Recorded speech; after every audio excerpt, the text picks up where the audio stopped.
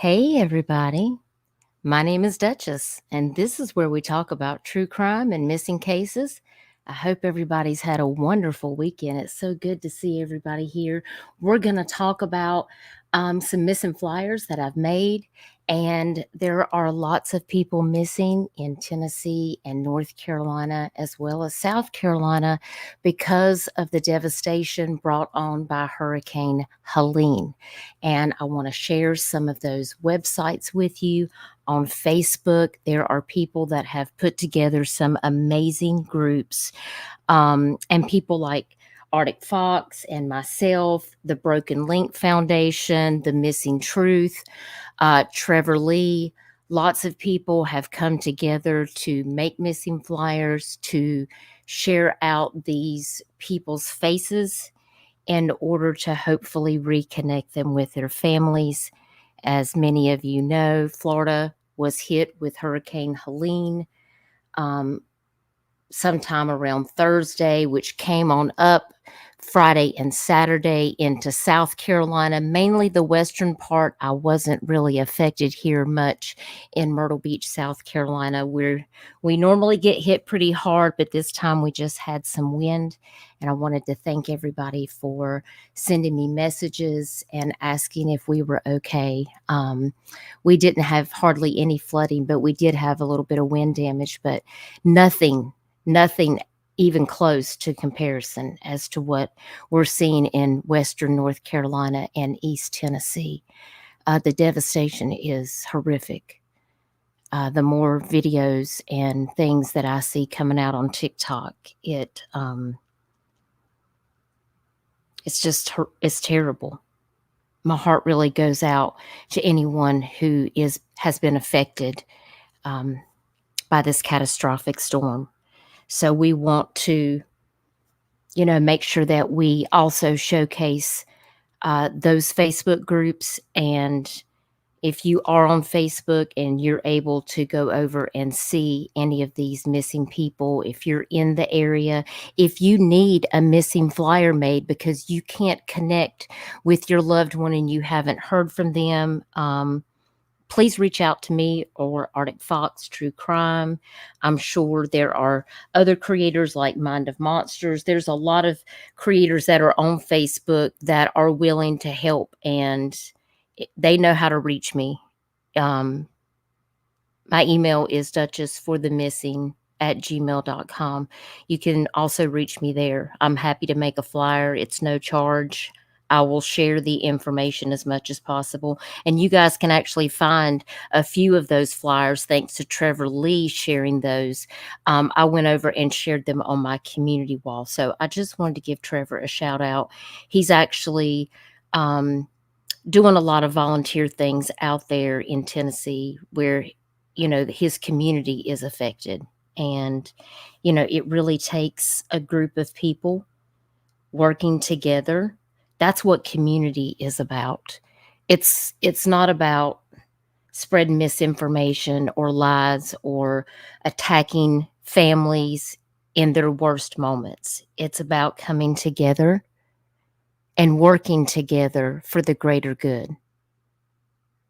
You don't need a reason to help people. Just be a good human being.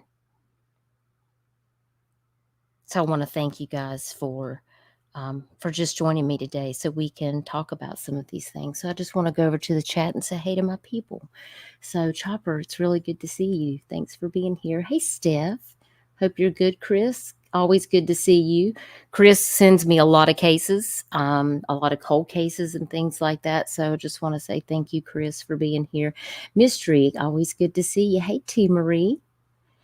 Becky with the God hair. I'm gonna have to ask some questions down the road. Oh my gosh. Y'all are too much. Hey, Troll Investigates. I appreciate you sharing out the Amber Alert, and I've seen you sharing some other missing people. So I just wanted to say thank you for all of that. Hey, Arctic Fox True Crime. Arctic, I saw that you have a live coming up at 6:15 Central Time. So, guys, please go over and support Arctic Fox. He does so much for this community, and I just want to say thank you for putting out all of those amazing videos to get people's information and the awareness out there. Troll says, I now have the ability to do streams and video to quality and have a great new way to present this same idea. That's wonderful, Troll. We want to support people that are just trying to do the right thing, you know, and share out factual information, because awareness is so very important. Hey, Kimmy's good to see you. I hope you're good. Hey, Rondi. Thanks for being here. Hey, Chico. Y'all go sub up to Chico too. She's doing the damn thing, covering Tyree Nichols' case and all the other stuff going on out there in Memphis. Please go sub up to her channel, mods. If y'all could drop these creators' channel, please go over there and sub up. Hey, Victoria. Always good to see you. Hey, LFT. Y'all definitely need to go over there and sub up to LFT and Tia Dash and Malicious Intent. I really enjoyed listening to y'all last night. Thanks for being so welcoming. Hey, Citizen Sleuth. Good to see you. Hey, Cat's Eye. Hope you're well. Sally Mae. Sally Mae. Good to see you. Hi, Lance Jones. I don't think I've ever seen you here before, but welcome, welcome. Hey, Shauna. Always good to see you. I hope you're doing good. Hey, Barbara Hall.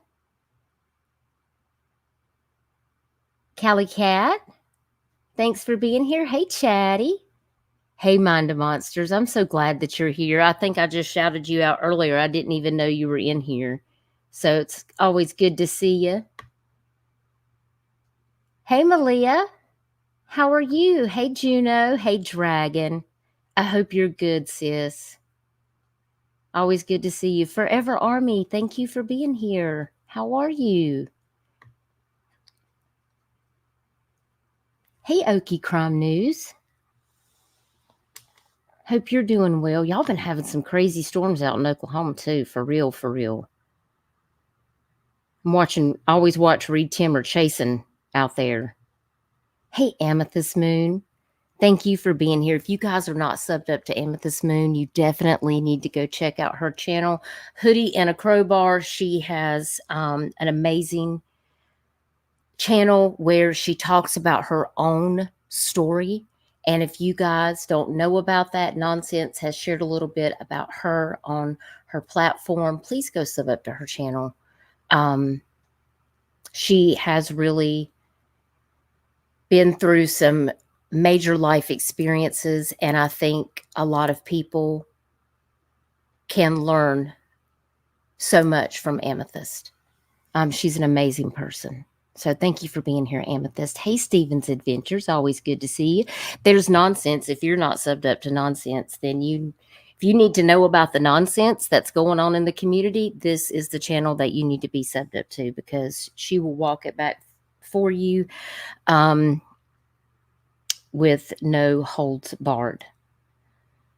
But you have to bring your tinfoil hats, your seat belts, protect your serpentine belts. Also look out for station wagons and all the things, because you just never know. Hey, Joneson. I'm sorry about what's happening to you and Nonsense. It just seems like people cannot get enough of the craziness. Hey, Aries. Always good to see you. Hope you're well. Hey, Wolfie. You have arrived, so I may begin. Well, I was waiting for you, and here you are, so now I can get started. Hey, blessings to all. Good to see you. Hey, 13th hour. Hope you're doing good. You better tell them people that they better leave you alone, because they're going to have to deal with us. Katie, 33. Thank you for being here. Hey, Janice. Chatty, thank you for being a member for a month. Over here, we putt around on the Dutch bus. Takes us to all the destinations around where the missing need their awareness shared. And that's what puts the Dutch bus together, because I have people from all over the world that watch this channel, which is what makes it such an amazing place, because you guys get this awareness in front of people that might not otherwise see it. And that's why it's so important. Hey, Jenno. Thanks for being here. I hope you're doing good. Miss Vic Cooter, always good to see you. I hope they're found safe too. That's why we're going to talk about it today. Hey, Queen Bella. Thank you for being here. Hey, Miss W. I hope you're doing good. I've been thinking about you, darling. Always good to see you. Hi, Christina. Thanks for joining us. Hey, Naomi. Hope you're well. Hey, Jason, I'm glad to see you. I hope you're doing good and everything's safe out there for you. I was thinking about you. I hope you weren't affected by this storm out your way.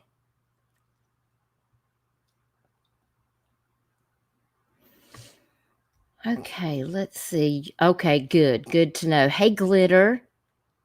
Hope you're well. Hey, Ari. Hey, Darcy. Thank you. I appreciate that. Listen, you guys are the team that makes the dream work. Without you guys sharing everything that this team puts out on our community wall, on our social media platforms, we couldn't get it in front of the amount of people that we need to. And factual awareness is so important. Because honestly, that my channel is not about picking sides. It's not about deep diving into crazy wild theories and talking about other creators and talking about, like, that's just not what we do over here. We're here to talk about the victims, the missing, the lost, the stolen, the murdered, the people who need justice, the people who need found because their families are still affected. Hey, Taylor. Thanks for being here. Hey, the deflectionist. Always good to see you. Hey, Mendel. Hope I said that right, Mendel. Thanks for being here. Hey, AP. Yeah, Asheville really got hit hard. I was so sad. I have some friends whose kids go to Appalachian, and fortunately, they made them come home when they heard the storm was coming. Thank goodness for that. But my parents have friends that live up in that area. We have still not heard from them. We did have some of our family friends that live near Lake Lure, and they had to evacuate because the dam there was failing. We also had some friends that had to evacuate an area of Mountain Island Lake, which is where the dam is near Lake Norman, North Carolina. They also had an evacuation there.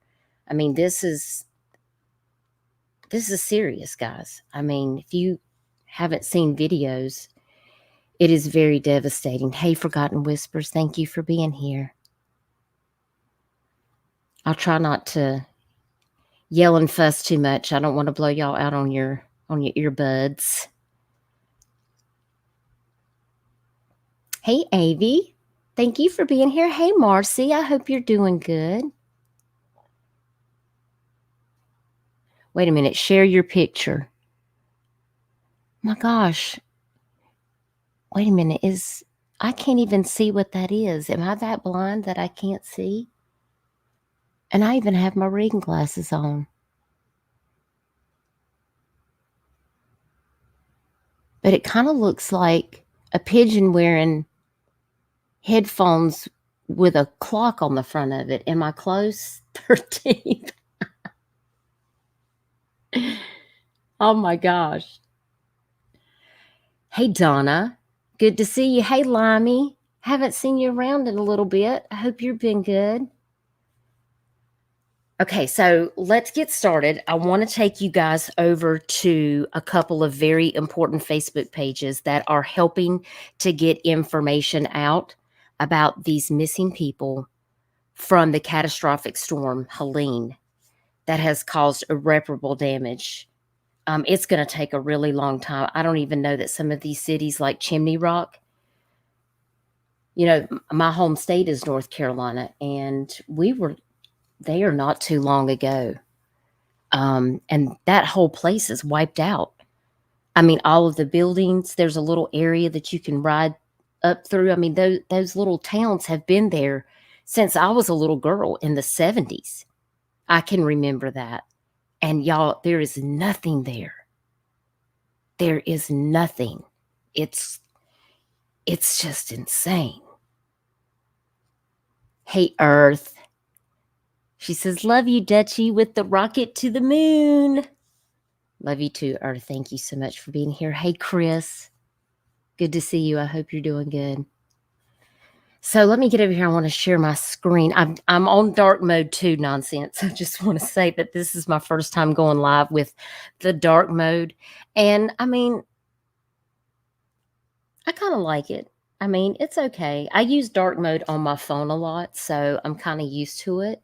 But if you're not used to it, yeah, you do kind of have to adapt to that a little bit. So let me get over here and share my Facebook page. And I want to look at some of these groups.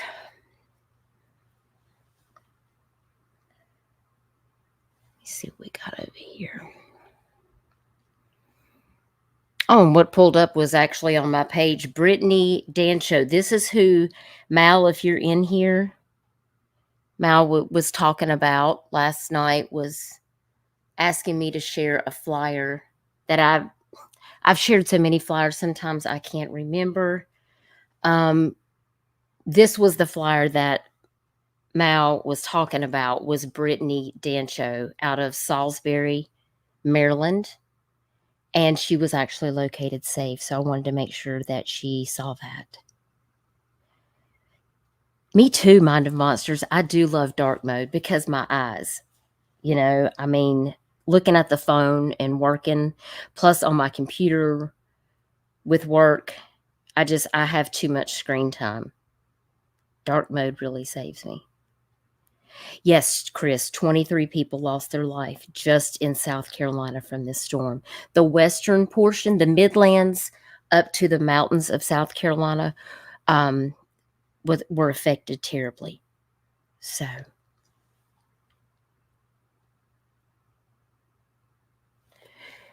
but I did want to let Mal know that she was found safe. So let's get over here, and I want to go to some of my groups. Let's see here. Groups.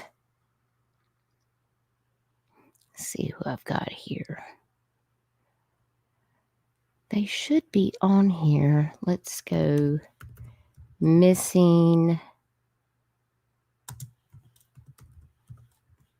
If I go on my timeline, I'm sure it'll be on there, but that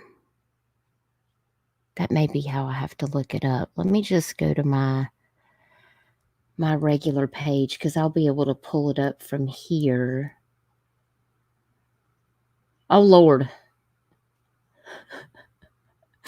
Sorry, this was on my Facebook page, and I had to stop this one because what do you mean I can't turn myself in and get the money? Arrested after calling Crime Stopper. Man tries to turn himself in for reward money. This is accurate.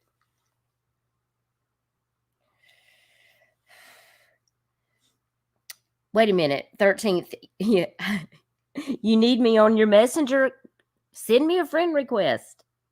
Send me a friend request. Everybody else does. But I don't let everybody have access to me. But send me a friend request and then you'll know. That is extremely accurate. I feel like that's where we are today with these things. Let's see. I know I've got it on here. And look, here's Trevor. Look, this is another one 25 minutes ago. Let's just go ahead and look at this one. Thank you, Trevor, for sharing out and helping get these missing flyers out. This is so important. Endangered missing person, Noah Chapman. 25 minutes ago, Trevor Lee shared this out. He is missing between Green Mountain and Asheville, North Carolina. Chapman was last seen Thursday on September the 26th of 2024 in Colonial Heights. Noah was traveling to Asheville, North Carolina when the floods hit. His phone last had service in Green Mountain, North Carolina, and hasn't been heard from since. If you see Noah, please contact local law enforcement so he can reach his family. Y'all, the phone lines and everything is down. Cell phone service is down in Western North Carolina and parts of East Tennessee, and people are not able to reach out to their families.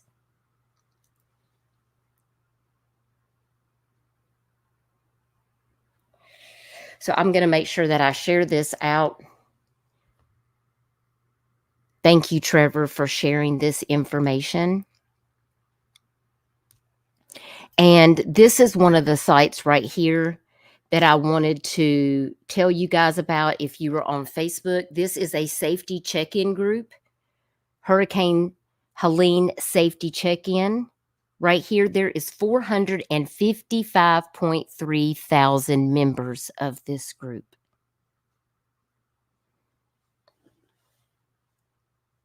And I'm going to go over here and grab that link right now. If you'll give me just a minute. I had it on my phone, but I've got so many links that I've been copying. I want to make sure that I share this group. So if there's anyone that wants to help, please go over and join this group.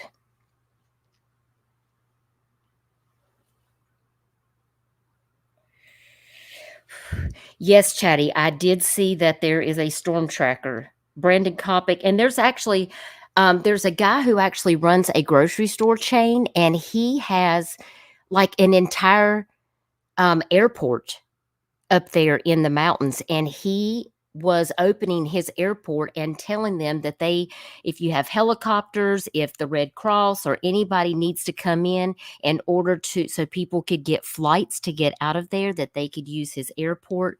I mean, this is what community is about, guys, is coming together and offering the resources that you have, because not everybody can do everything, but kindness means everything.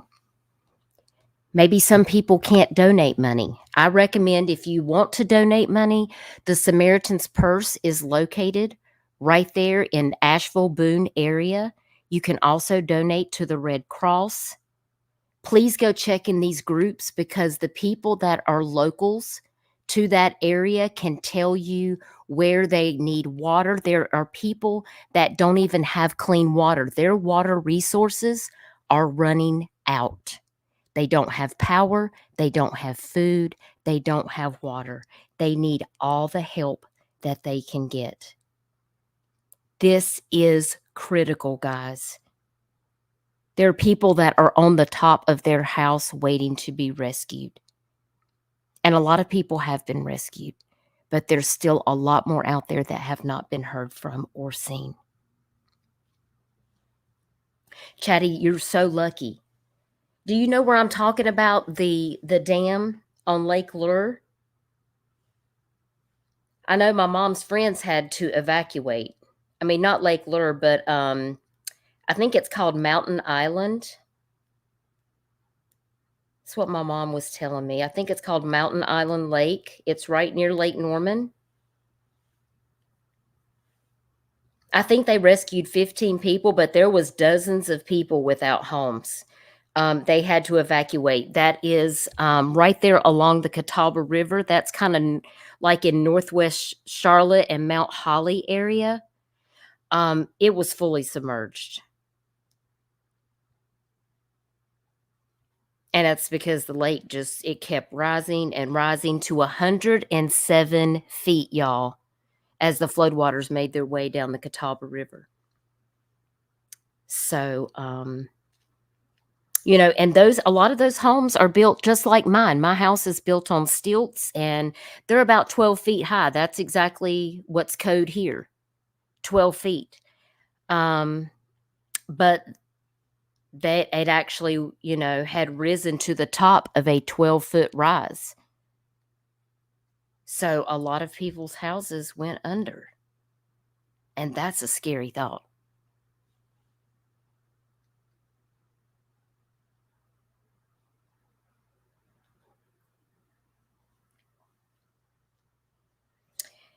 Nonsense says, I have a sub/friend in that area, and I'm waiting to hear back, but I'm super concerned. Ask if we can help in any way. Yeah, please let us know.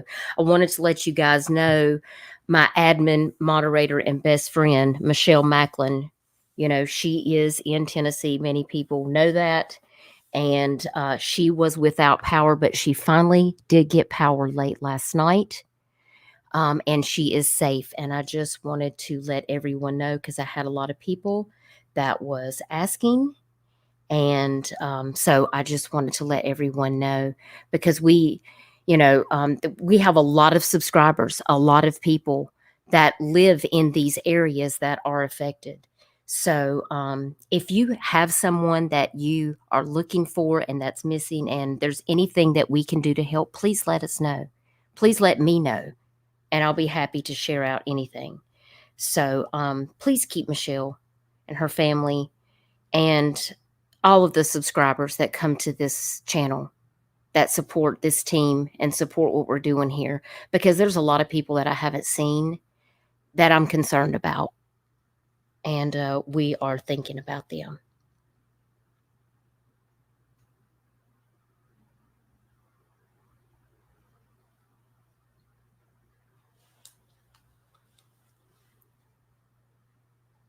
Thank you, Chico, for handling that. I think that's just a troll. So here on this first group, like I said, 455,000 members. There's so many cases. Like, my cousin is missing. We haven't heard from her in over 48 hours. And these people are literally giving you the addresses, because if people are able to go up there and check, like, they want people to do that. Here's another contributor an hour ago. 73-year-old parent's house, literally on the side of a mountain, not the top, not the bottom, actually on the side. Hasn't had any contact since Thursday.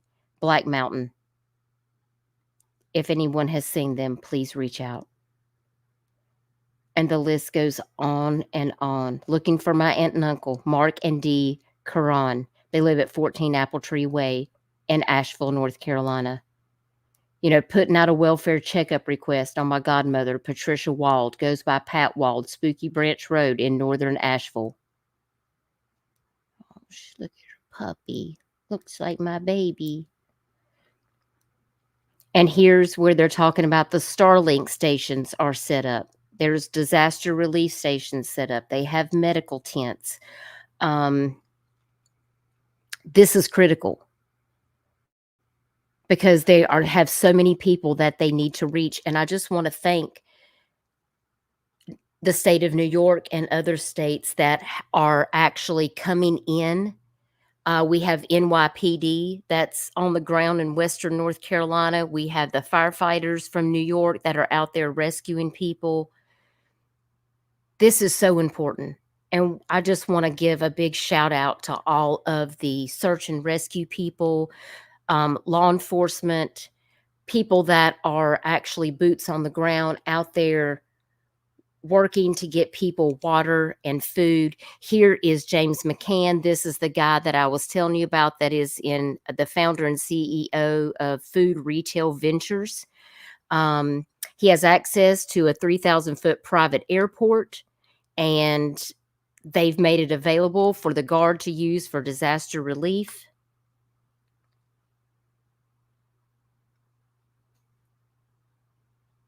This is the time when we have to come together.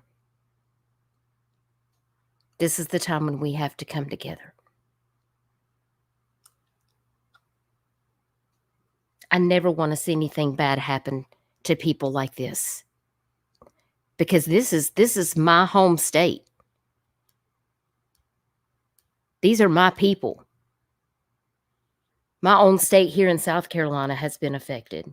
And I just want to say thank you to everyone who is sharing out to help find these missing people.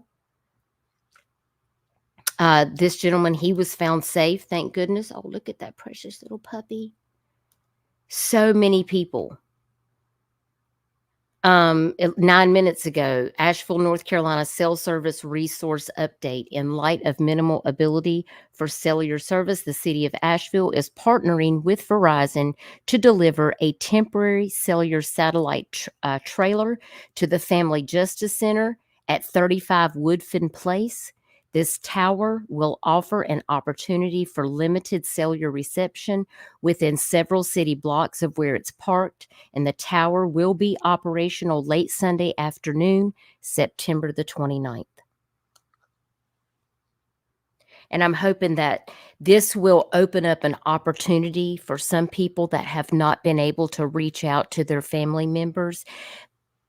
Like, shout out to Verizon for partnering with them and making that happen.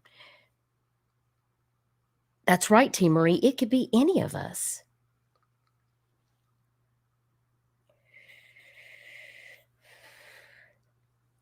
AP Asheville is your home. Asheville is such a beautiful place. I love it there. And it hurts me to know that so many of the people that I know and love and care about, like, this is their businesses have been lost, their homes have been lost. People that I went to school with that lived there, like, their families haven't heard from them. And it's very, very concerning.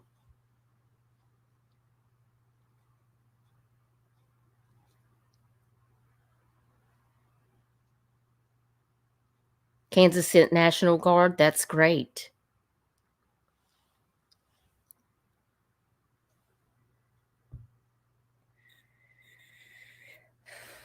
So far, 17 people have died in Georgia from the flooding. I'm so very sorry, Niecy. Yeah, Georgia's been affected too. I mean, this is a catastrophic storm, which is why every time that there is a hurricane or even a tropical storm warning, those things are unpredictable.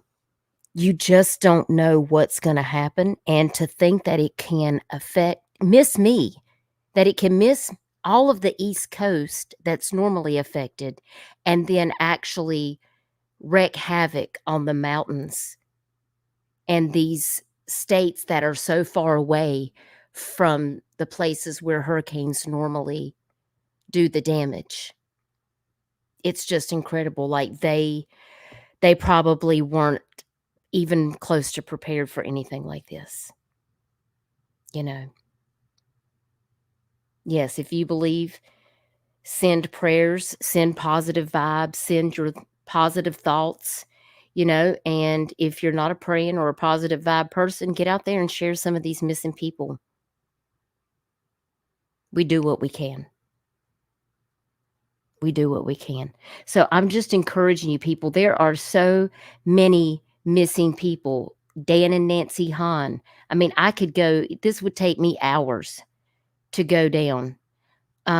There's people that are collecting all of these things, cases of water, clothing, hay, feed, halters. You know why? Because I saw a guy today that told me that his whole farm drowned. He lost all of his animals except for one horse.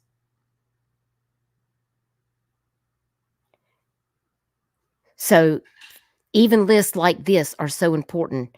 Hay, feed, halters, lead ropes, buckets, vet wrap, medical supplies for people and animals. So it's not just people, guys. There are people with huge farms out there, and their animals are critically injured also. Their dogs, their cats. And they can't go anywhere to get help because the vet offices and veterinarians, hospitals, the people that travel out to take care of these, they're flooded and they have lost all of their supplies. So if you can help, please do that. Don't send any money to me because I'm not collecting money. Please reach out. You can go on these websites and find a place that is accepting donations. Like, I recommend the Samaritan's Purse. We have donated to the Samaritan's Purse. There is one right there in the Boone, Asheville area that is collecting supplies for people. There is the Red Cross is on the ground. They are accepting donations. And if you're not able to do that, you can pray. You can share these people's information because any little thing helps. We do what we can. It takes a community of us coming together to try to help those in need, because these people are in a situation, guys, that they can't even call home to their families. Yeah, they can't even get deliveries. They can't do anything. They can't even get out from where they're at or contact anybody by phone. There ain't no Amazon there or no foods coming to the grocery stores. There's grocery stores that are underwater that have lost everything. This cleanup is not going to happen overnight. It could take months. It could take way longer than that to repair all that's been lost. And there's things that can never be replaced, like people's lives, their pets' lives, their farms, their businesses. I mean, this is such a great loss. Cammie, I appreciate that. I just encourage you to do what you feel is in your heart.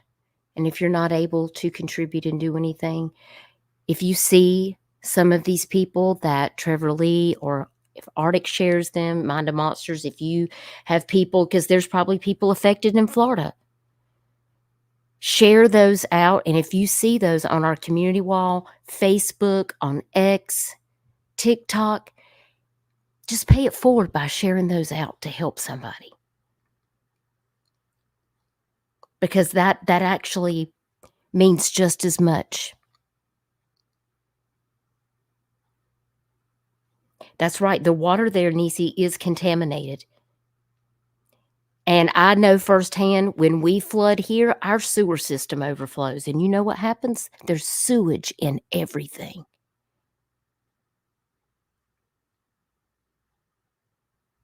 That's why when we have a hurricane, like, listen, fill your washing machine up with ice and just let it melt. Put all your drinks in there and let that be your refrigerator, because whenever the ice melts and the water runs out, all you got to do is when the power comes back on, just use a spin cycle and spin the water right out of it.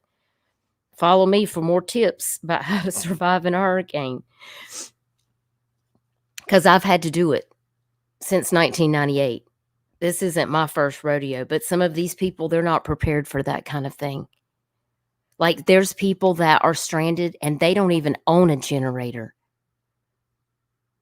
And they lost all of their food and anything they did have. And then when power came back on, they couldn't even get to a store because they have trees and stuff down. I know I had talked to one of my friends that lives out in the other side, going into Tennessee from North Carolina side. Or into North Carolina, which goes the Tennessee, North Carolina, and South Carolina all have this very small area where they kind of meet all right together. And I have some friends that live out there, and they told me that Duke Power told them that it would probably be 2 weeks before they'd ever be able to even make it out there to where they're at. So, like, if you're stuck out there and you don't have a generator or any way to get power, like, people's phones are going to die. They're not going to be able to even reach out because they don't even have a way to charge their phones. It's always good to be prepared.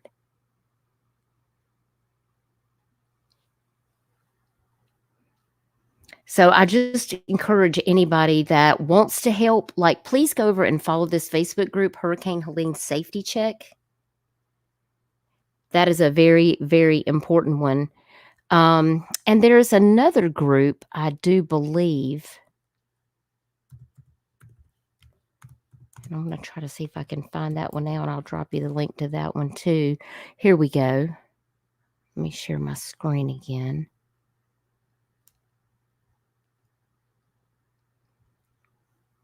And I appreciate you guys allowing me to discuss this because I think it's very important. We talk about missing people. Well, guess what, guys? There are missing people in about 5 different states. So if you see those flyers, please, please, please share them out. Now, the first Facebook group that I had just previously shared, Cammie, that link is right here. I just dropped it.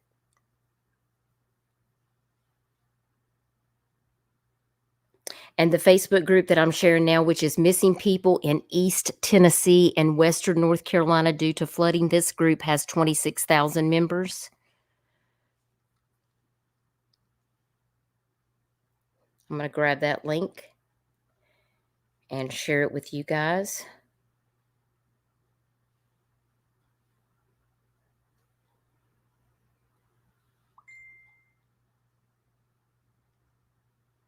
And here's the link to the second group.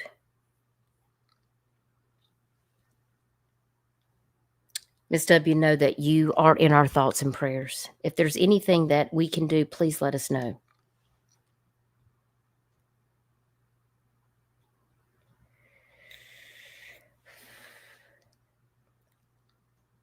You're welcome, Debbie. Thank you for being here, darling. I hope you're well.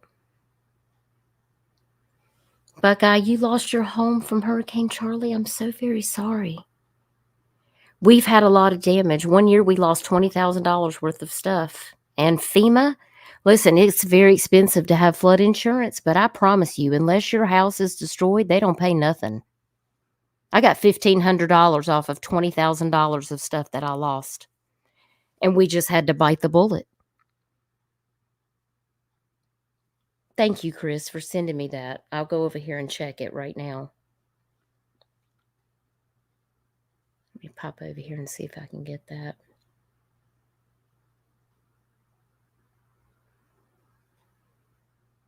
Perfect. I'll go over there and we'll play this, Chris. Thank you. So please go, if you want to support, please go over, if you have a Facebook, please go over and support these groups and support these people who are just trying to find their missing loved one and get supplies, resources, get in touch with people that they love and care about. I think that is so very important. Okay, we're going to go over here and I'm going to pull this up on News Nation.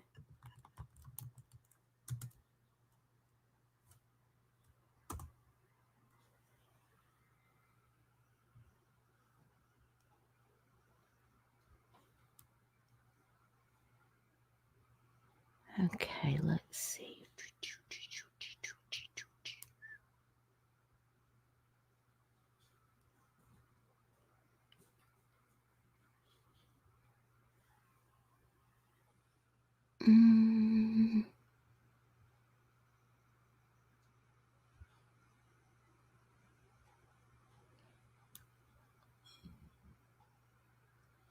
It's got to play through this advertisement, then I'll share my screen. You know how it is. Okay, let me share.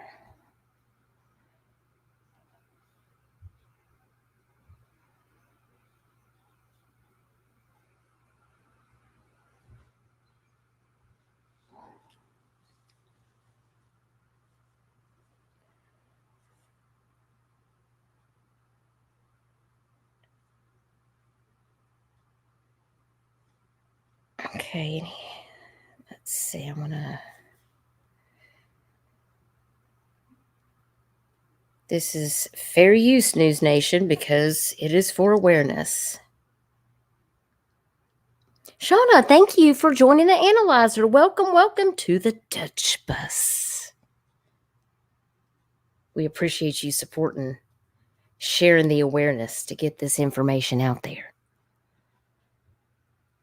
Okay, guys, I know what I'm going to do. Let me just put it all on this one because I think that'll be able to see it much better. Here we go. Let me start this over.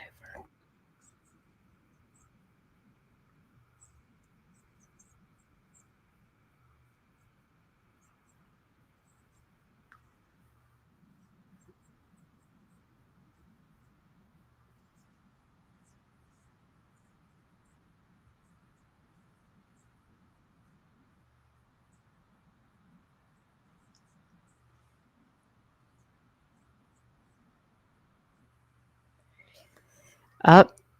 No sound, of course. That's how it always happens for me. That's why I had to ask y'all. Let me try to share it again. I think I didn't hit my sound button. Ah, that's what it was.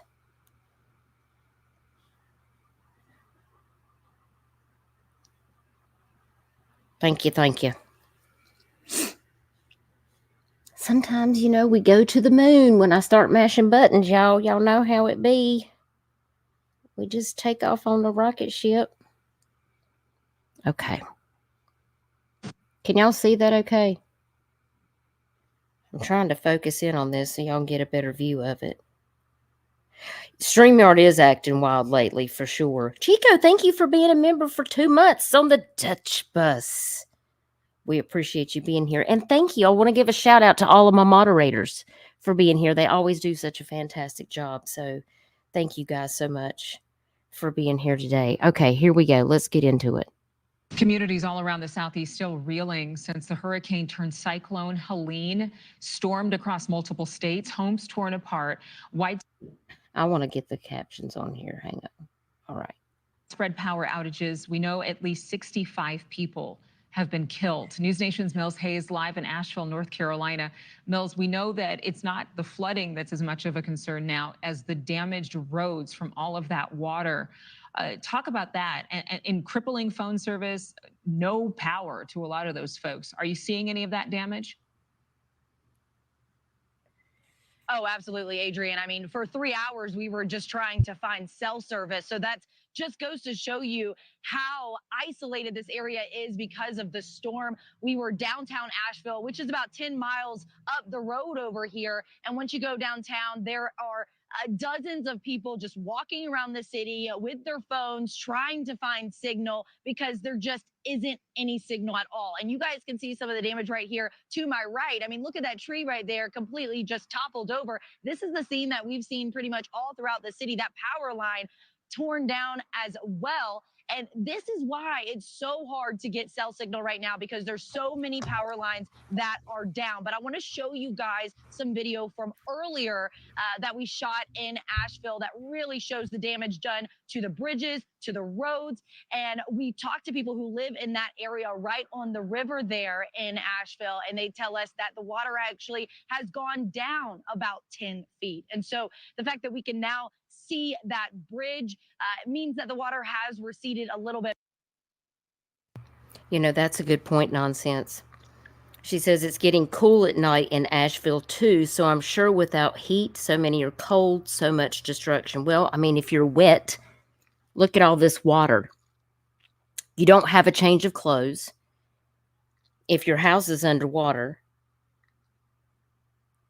I mean, can you imagine?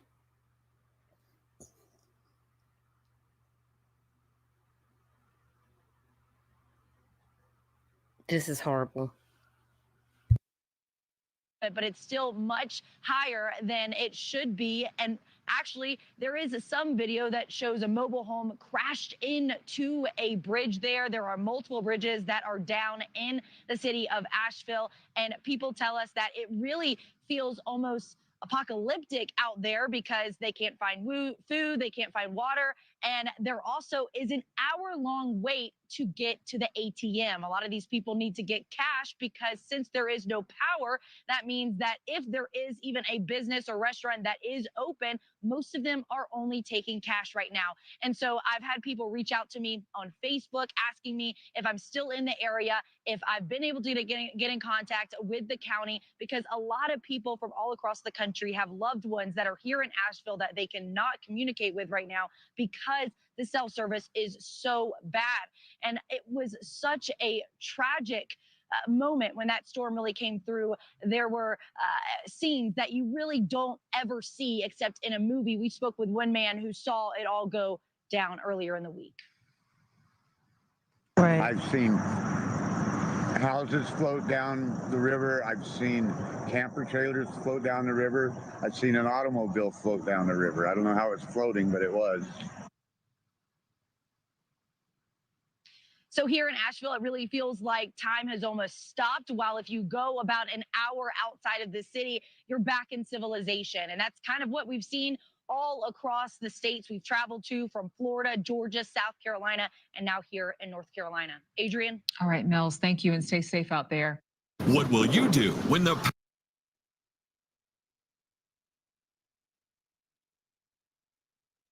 That is heartbreaking.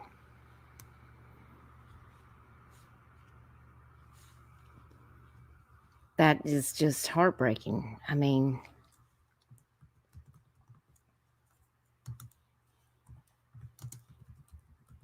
I want to show y'all a couple of other things.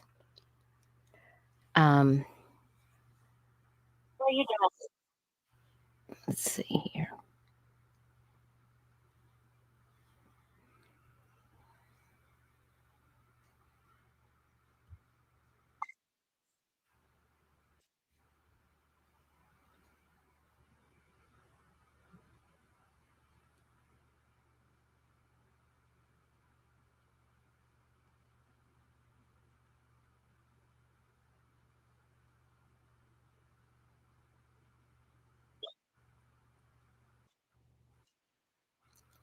Let me get over here. There is also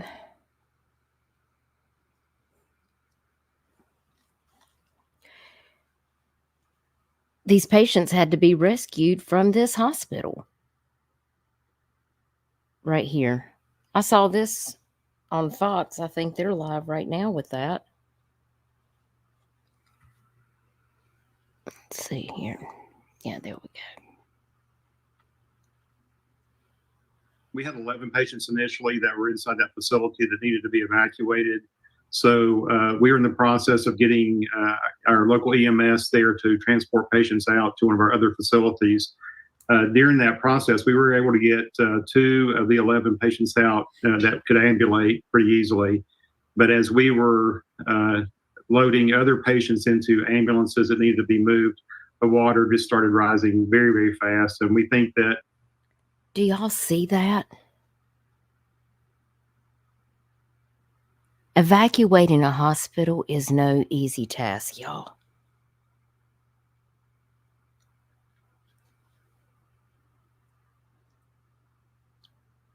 Janice, I totally agree. Thank you so much for posting that, and thank you for the $4.99. Janice said, it's a perfect time to donate blood. And I absolutely agree.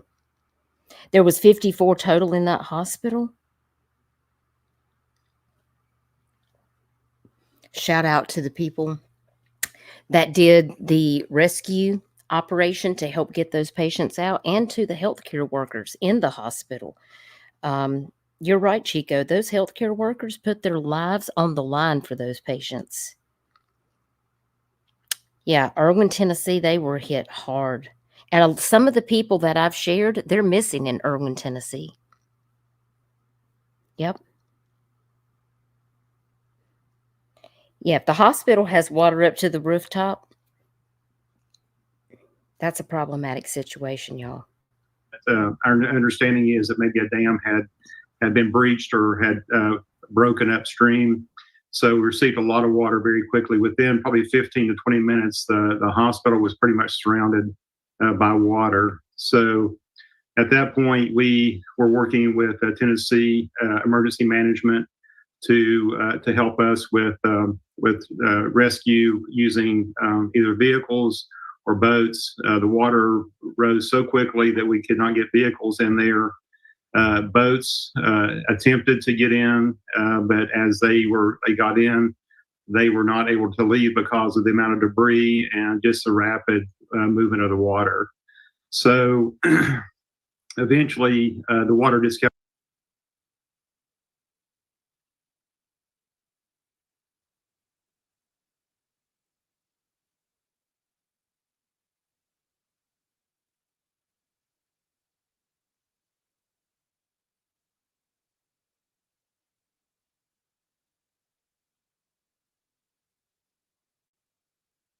Welcome back to Live Now from Fox, and good morning to you. If you're just now tuning in, I'm Jeannie Francine. Right now, we want to get back to the devastation and the aftermath as it relates to Hurricane Helene. The Associated Press reporting a new death toll, that number increasing, at least 64 people dead across the southeast after Hurricane Helene brought widespread flooding and power outages to many communities. Fox News correspondent Steve Harrigan joining us now with the latest. Helene came ashore in the Panhandle as a Category 4 hurricane, packing 140-mile-per-hour winds and causing life-threatening storm surge. But its effects were felt all along Florida's Gulf Coast. 15, 18 feet storm surge, complete obliteration for homes. Florida's Big Bend region is what many locals refer to as Old Florida. It took a direct hit from Hurricane Idalia 1 year ago, and the damage from Helene could be even worse. It's just been so much, just back to back to back to back. It's insane and very heartbreaking. Helene was so wide and powerful, it was felt as far north as Virginia and Tennessee. Dozens were killed across 5 states, and millions are still without power. Atlanta saw its first ever flash flood emergency. Some rivers in Georgia rising to levels not seen in 200 years. Oh my gosh, y'all. That is scary.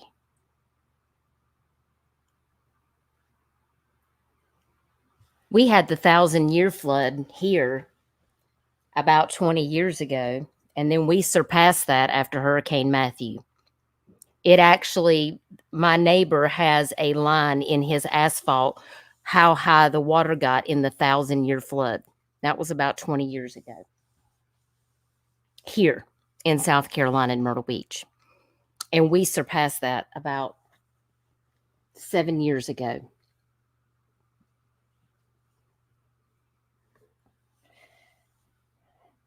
T. Marie, thank you for gifting 5 memberships. Welcome to the Dutch Bus. If you received a membership from T. Marie, please thank her. Welcome Trixie, Eastern Girls, Cotton Candy 65, MK, and Lip Lock No More. I appreciate y'all being here. Thank you, T. Marie. I really appreciate you so very much. That was so kind of you. And if you guys want to support the channel, that is the best way to do it, is by gifting membership so that everyone feels included. And I really appreciate you doing that. That means so very much to me. I'm actually going to be reworking my memberships because I want to lower the price so that more people that want to be a part of the channel can do that. Many of you that support Nonsense know that she just did that on her channel. We had a long conversation about that, and I still haven't fixed mine. So if you see one of the things disappear, it's because I'm doing a price point change to make it lower and more affordable, so that if you want to be a part of that. But we do have a 99-cent level, and I do appreciate all the support that you guys coming over and just liking the video and sharing it out. That's the best way to support the channel for free. But it really means so much to me, and I really appreciate you so very much.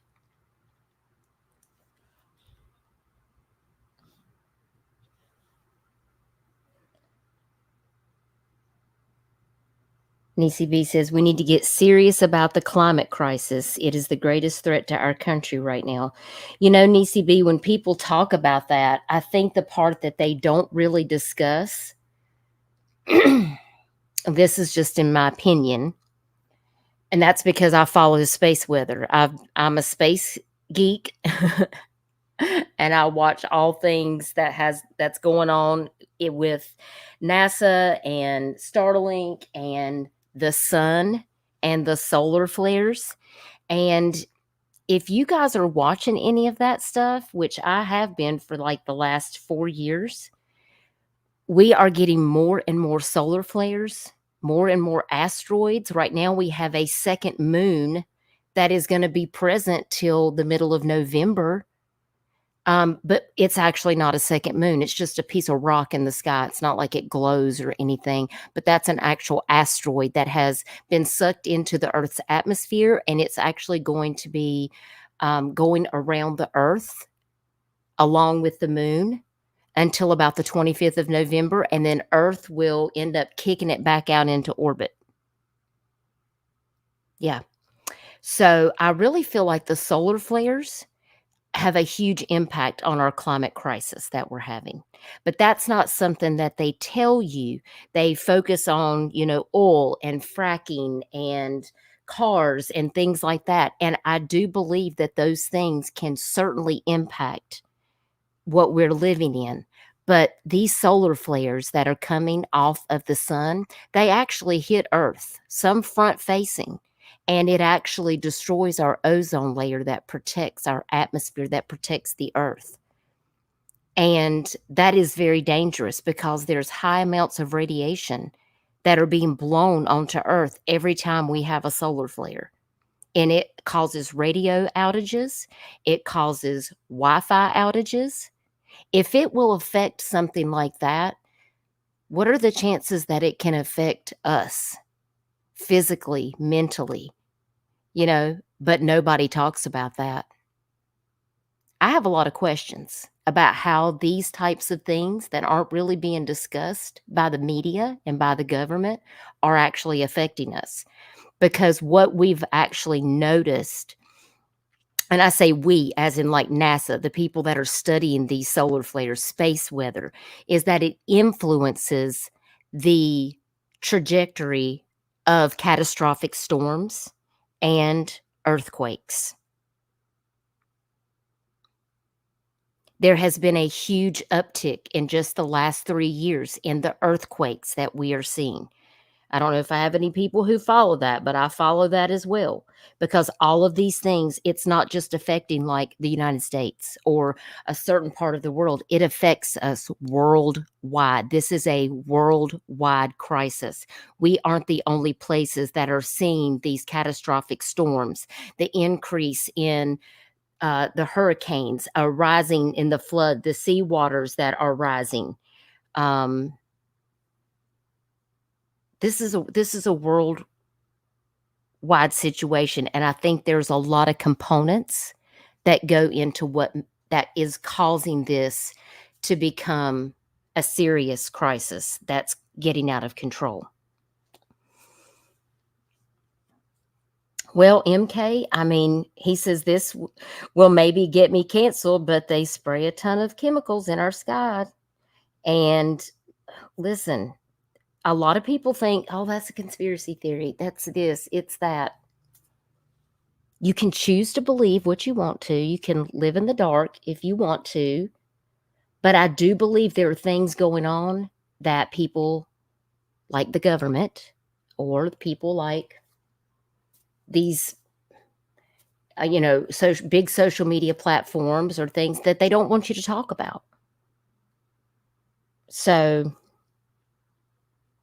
do I think that all of these things can play a part in what we're seeing here with like this particular storm? Absolutely, I do. It's just going off the chain lately. I don't know if y'all can hear that, but the ice cream truck is outside my house right now. I can hear it playing Christmas songs on the ice cream truck. I don't know why they're playing Christmas music in September.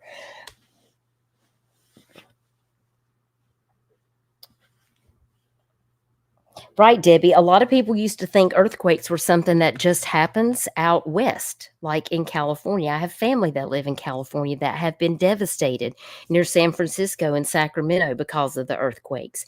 But we've had just 3 or 4 earthquakes here in South Carolina in the last month. And they are becoming more and more frequent. And that is also something that's happening in the western part of South Carolina. So is it all tied together? Who knows? I mean, I have people screaming harp and all kinds of different words like it's this, it's that. Regardless of what it is, we need for somebody to look at this situation head on to say, how are we going to look at this problem? How are we studying this problem? How are we going to look at it in the future, and what are we going to do about it? How are we going to save lives? How are we going to be prepared as not just a nation, not just the United States, but all over the world? How are places going to be prepared as these things begin to get worse?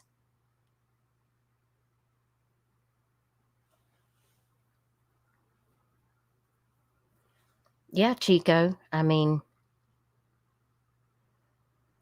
yeah, fracking. I think it was Cold Case Crystal that was like, what the hell is fracking? It's like, it's a whole thing. Don't get me started about fracking.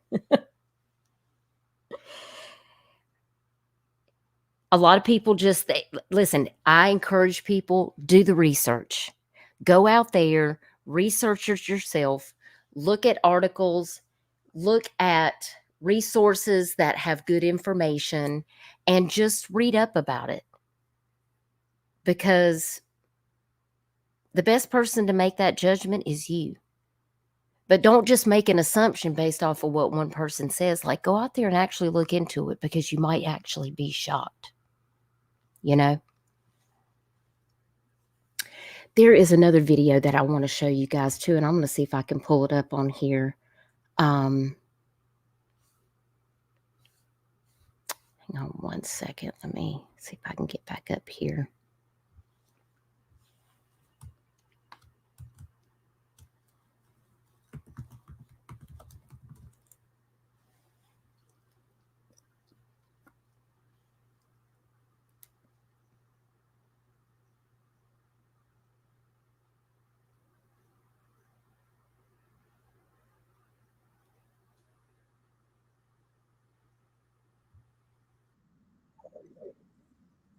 Okay, so I'm gonna share my screen on this one. This one was just uploaded like an hour ago from the Tennessean. And this has got Newport, Tennessee on it. So I wanted to show you a little bit of this.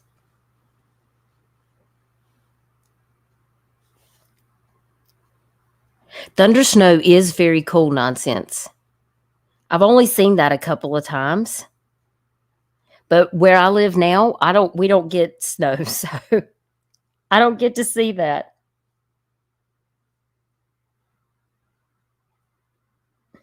But I have family and friends that live like out in Colorado and California. Hey, 13th hour. Hey, Cherokee girl. Hey, TRPP. Yeah, the military documents dealing with fault lines and earthquakes. We have a lot of fault lines here in South Carolina. A lot of people don't know that, but we do. So we're really seeing an uptick of earthquakes and things in this area. And Tennessee has them too. Yeah, where's Jim Cantori in all this? I didn't see him one time. I'm just saying.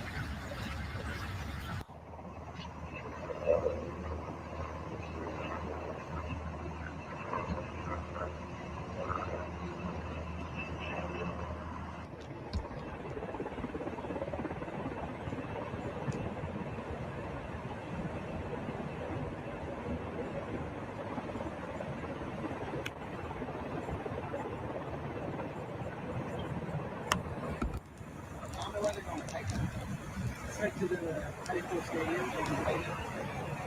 So they used to have to do trip. Oh yeah, it's 62 people.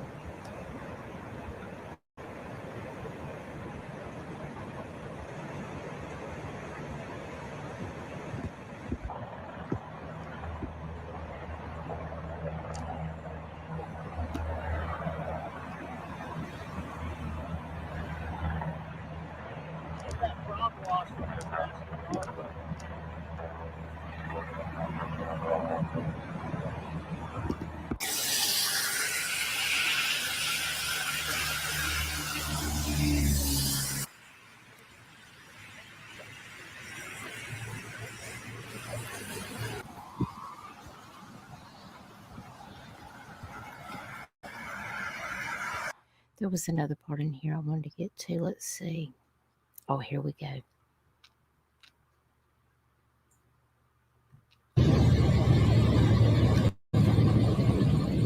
Wait a minute, did it skip through? Let me get back. Hang on.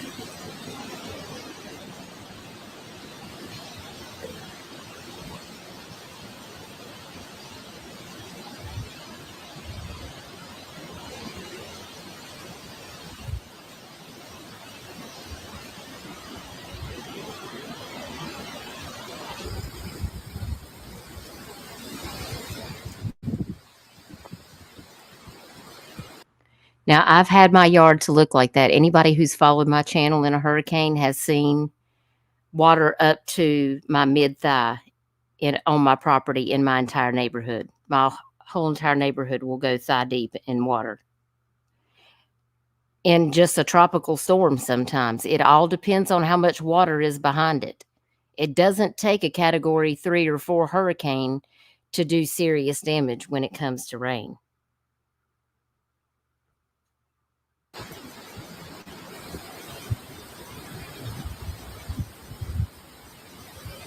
This is bad.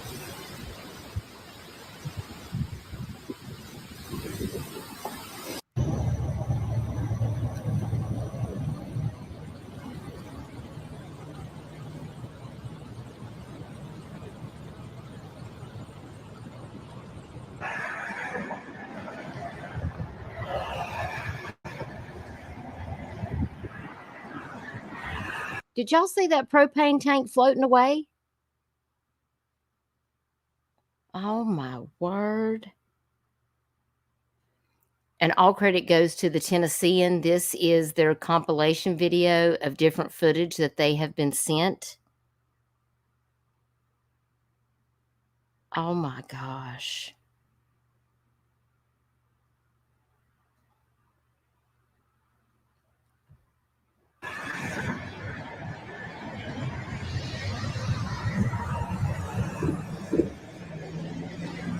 There was the smoke shop that's up there.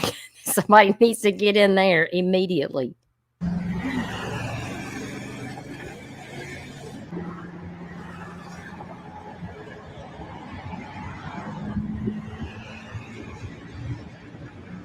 There it goes.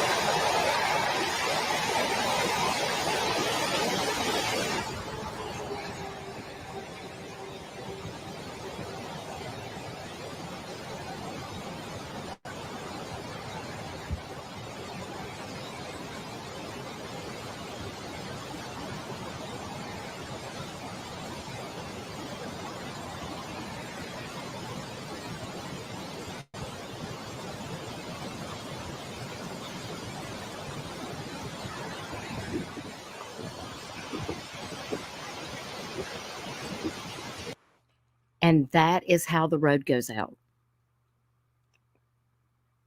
The storm that we just had a couple weeks ago, it was brutal on Brunswick and New Hanover County, and it washed out 3 roads, and there were cars that were nose first into the ground where they were just driving over the street, and the water was rushing just like this in the little rivers that spill out into the ocean, and it took the whole road out, and the trucks just went nose first into the water, and they had to be rescued. It was horrible, and they are still repairing the highways. There's like 3 different roads that you can't travel on between here and Wilmington, North Carolina, because it took out the entire highway. I'm telling you, water is not your friend. I tell people that all the time. The ocean is extremely dangerous, but this is just as dangerous.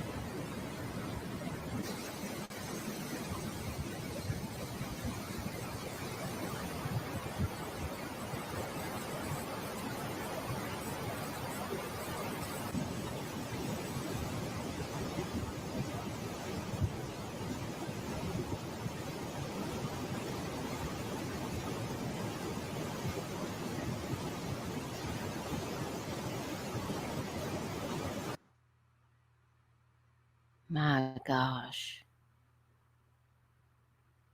Gaston is actually that's kind of near. It's kind of near Charlotte, North Carolina. Gaston County, Mecklenburg County. They kind of butt up to each other. This is just incredible to look at this.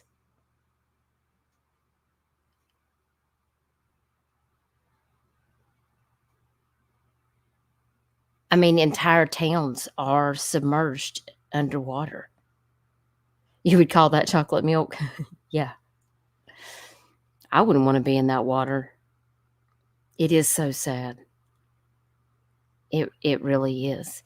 And it worries me to think about these people that can't find their family members.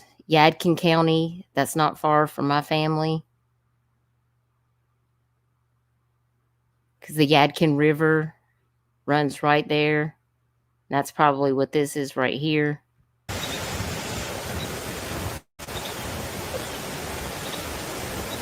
Hey, Elizabeth.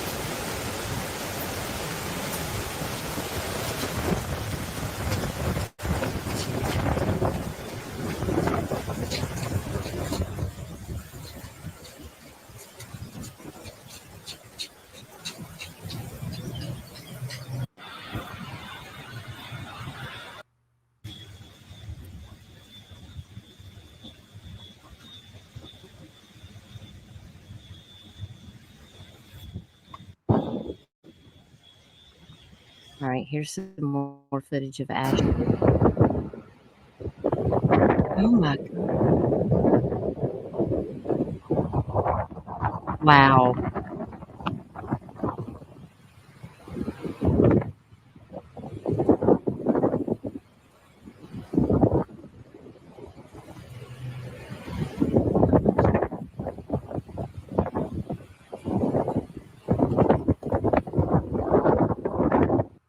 There's some more of Newport.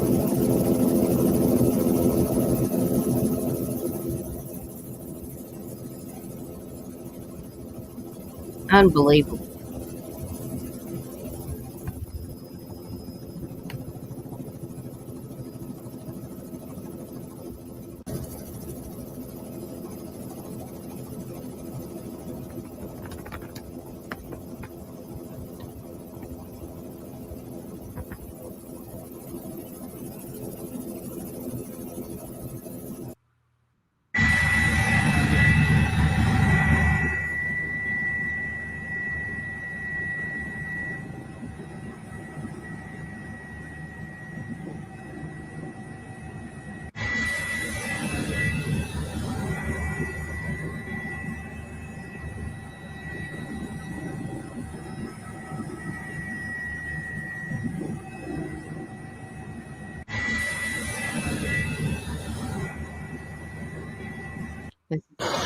Greenville, Tennessee.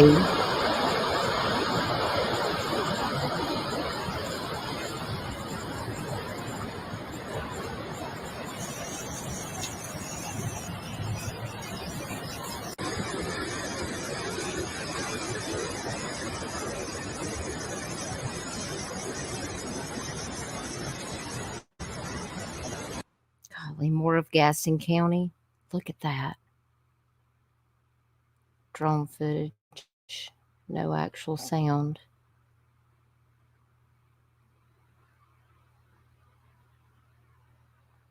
A lot of this is just the same footage. It's just showing debris going under. Wow.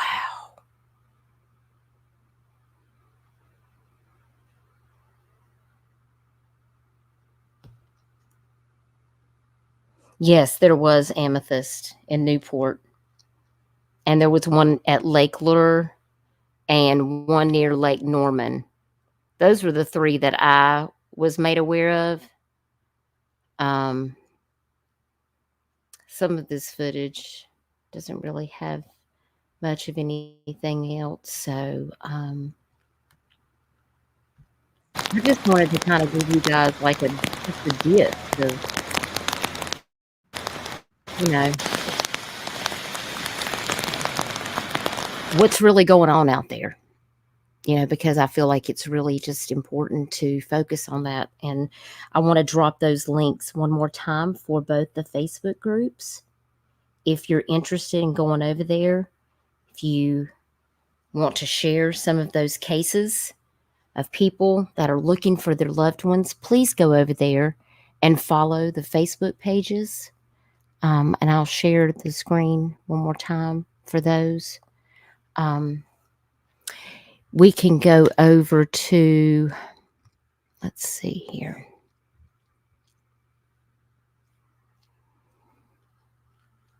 On my page, there's a few of them I think that I did share over here. On my page, and some of these flyers were flyers that we were going to talk about today. Let me see if I've got them over here. Here was one that I had shared. Jake Weekland lives on Depot Street in Asheville. Haven't heard from him since Friday at noon.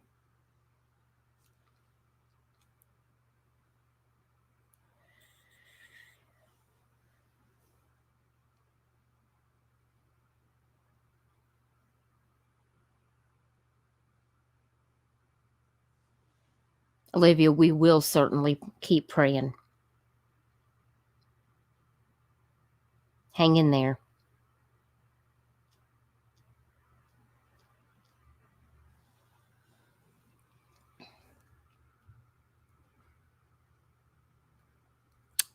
And let's see. Trying to think. There was...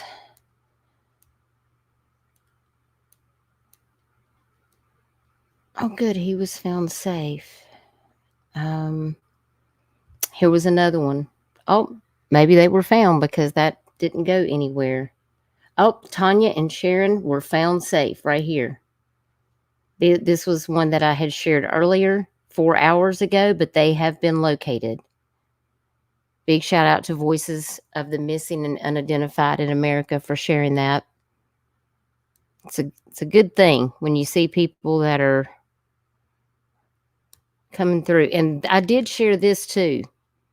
One of my neighbors asked me to share this. Blue Roof through Army Corps of Engineers. This is their phone number. This is who you call to get tarps to cover your roof while waiting for the roofing company to put on a new roof. They put them on for free. It's part of your tax dollars at work, so don't be afraid to use it.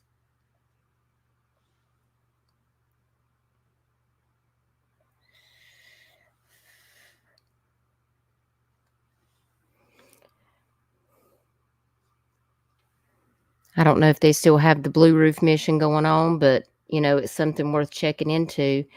This is from the Missing Truth.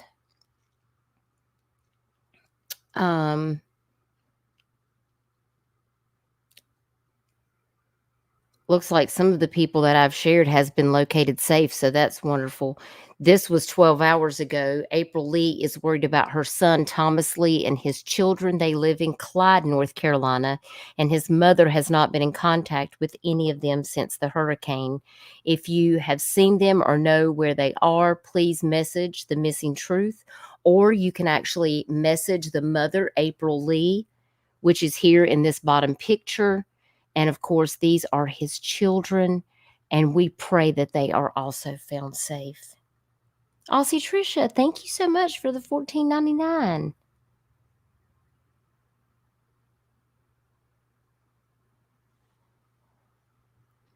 It's so important to keep their faces out there. Now, I did see that Tyler Summers was located safe, and I think I did share that out also. That was another one that Trevor had shared with me, and I went on to share out as well. So I'm so glad to see that Tyler was actually located safe. And I also see this family right here, Sandy and Kyler Bodrew, and their 2 children were also located safe. They were from the Highlands, North Carolina. So that's excellent news. And this is another one that I shared from the Missing Truth. Katie and Josh from Maggie Valley, North Carolina, but they were located safe as well. Hopefully, since Verizon has got some of these stations out, maybe some people will be able to connect with their cell phones and be able to contact their family members to let them know that they are safe. You know, that is so important.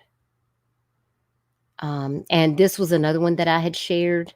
Also, Katie Stokes was last seen in Asheville. If you have any information on her whereabouts, please get in touch with her mother, Daniela. And I did include this on my YouTube community wall as well as my Facebook. It has a link to her mom's page. You can send her a message on Facebook Messenger if anyone has seen her. And like I said, these groups, there are tons of people that are looking for their loved ones.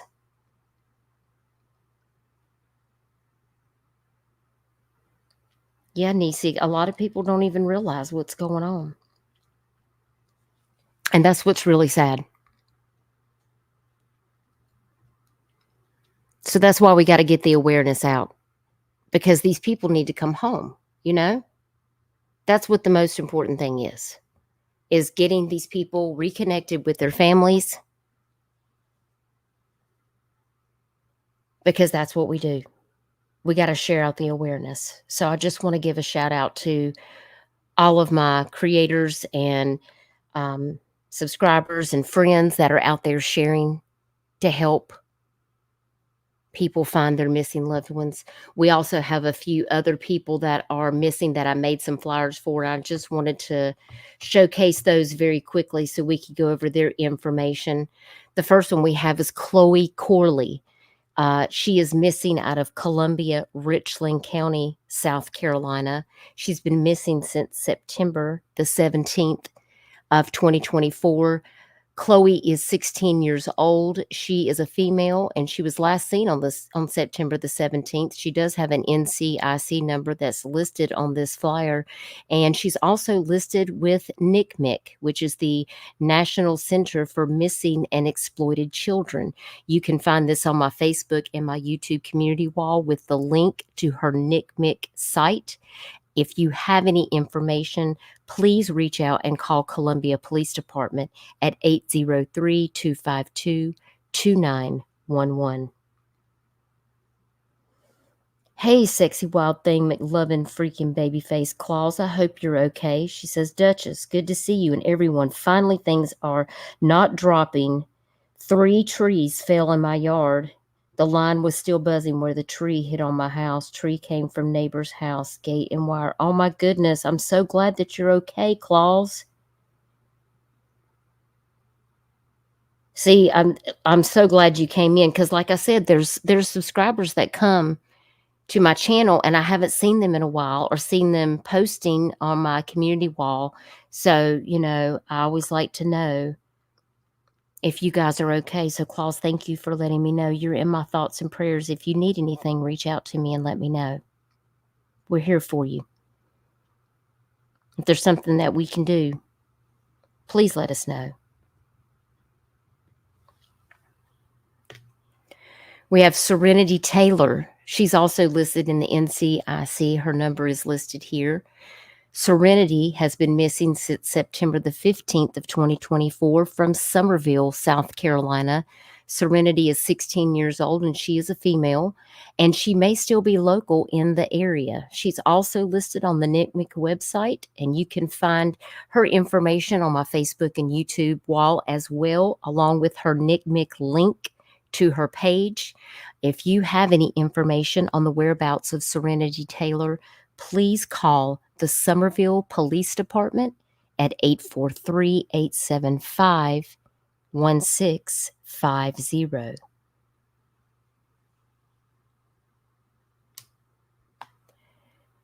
Next, we have Javon Perlotti, and Javon has been missing a few times before. I think I've made 3 missing flyers for him in the course of the last year.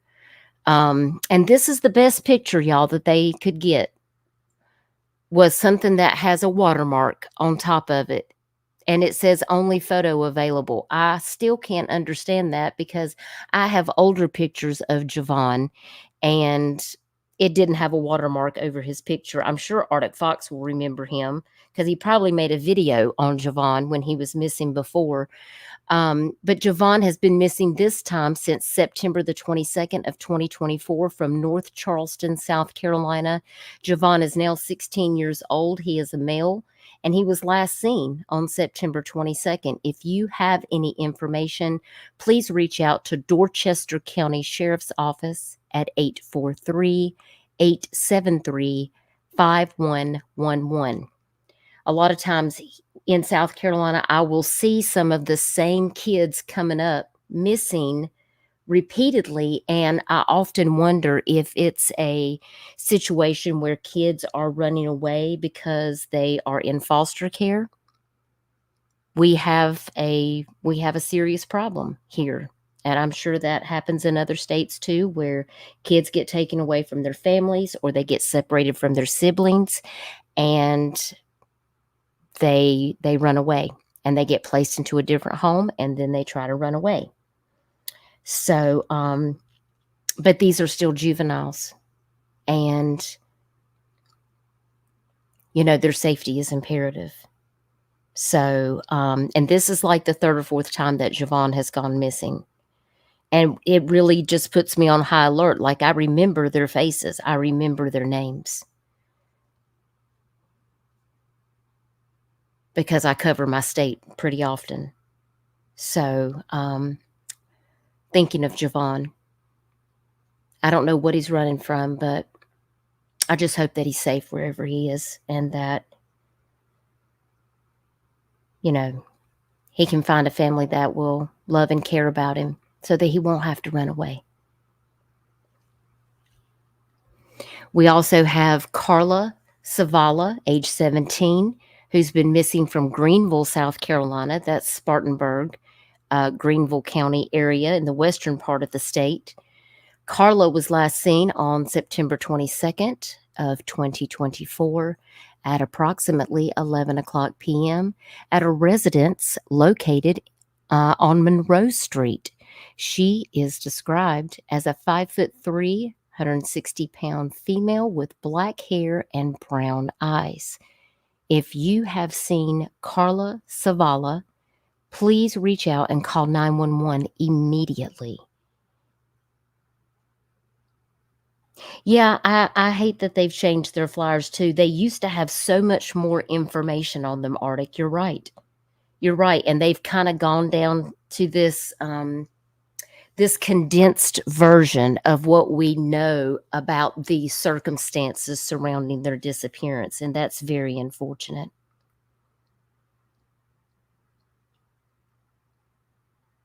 Sexy McLovin, we're keeping you in our thoughts and prayers. Please stay safe. Hey, Lila, hadn't seen you in a while, darling. I hope you're doing good. Next, we have Stephen West. This is Stephen Deshaun Walter West. He has an NCIC number, and he's also listed with the National Center for Missing and Exploited Children in South Carolina. Stephen has been missing since September 23rd of 2024 from Columbia, Richland County, South Carolina. Stephen is 17 years old, and he is a male. He was last seen on September 23rd. If you have any information on the whereabouts of Stephen West, please reach out to the Columbia, South Carolina Police Department at 803-252-2911. And on any of these flyers that I've recently shared, you can also reach out to NCMEC at 1-800-THE-LOST.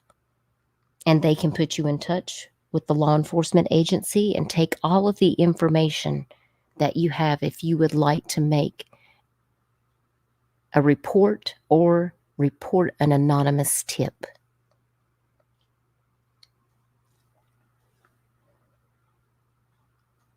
I know, Chico. And we have a lot of teens. Y'all have a lot of teens missing in Memphis.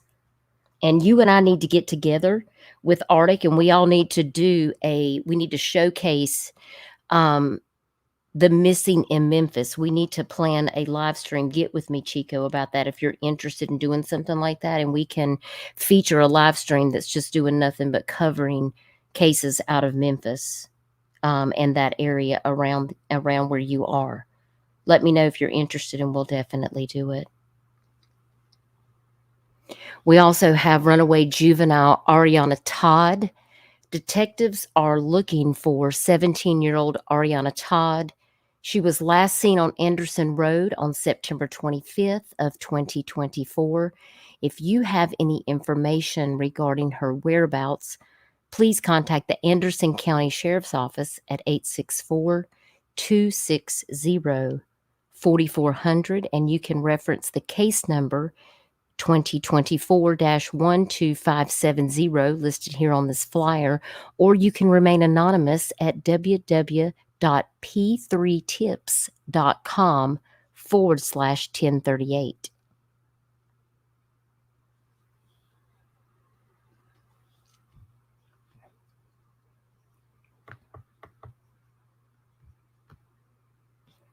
We also have Markel Charles Robinson, who's missing from Sumter County, South Carolina. Markel is a runaway. He's been missing since September 25th of 2024. Markel is 17 years old. He has brown hair or brown eyes, black hair. He's 5 feet 6 inches tall and weighs 131 pounds. He has a case number and an officer investigator that is assigned to him, Sergeant Washington. Markel was last seen around the date of September 15th, 2024. He has blocked immediate family from contacting him. He has been rumored to be somewhere in the Myrtle Beach area, which is near me. So I've printed off a couple of these flyers and passed them around. I've asked some of my local friends to please share this flyer around in case they see him. He has been placed in the NCIC. If you see Markel Robinson, please call 911 or the Sumter County Sheriff's Office at 803-436-2000, or you can report it at the p3tips.com app.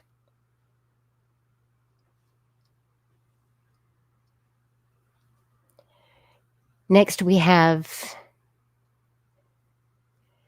Adriana Coleman, who is missing out of Summerville, South Carolina. She's been missing since September the 14th of 2024. She is 15 years old. She is female. She was last seen on the 14th. She's also listed on the National Center for the Missing and Exploited Children. That link is on her Facebook post as well as her YouTube community post that I made. If you have any information on the whereabouts of Adriana Coleman, please contact Summerville Police Department at 843-871-2463.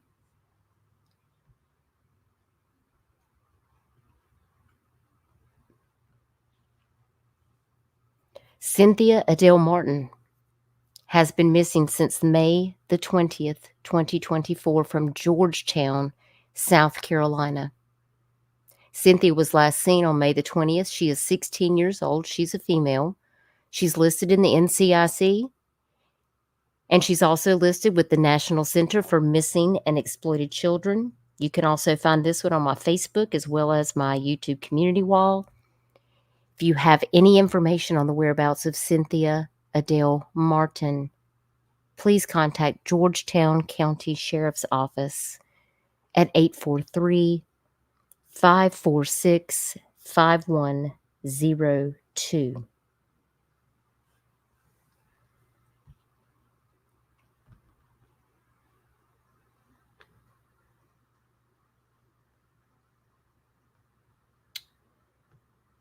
Okay, and we also have Jaden Johnson. Jaden is also listed in the NCIC as well as NCMEC. This is also on my Facebook and YouTube community wall. Jaden has been missing since September the 8th of 2024 from Fountain Inn, South Carolina in Greenville County. He is 16 years old. He is a male. There was 2 photos actually of him, but on the flyer, I used this one because it was more clear. If you have any information on the whereabouts of Jaden Johnson, please reach out to Greenville County Sheriff's Office at 864-271-5210.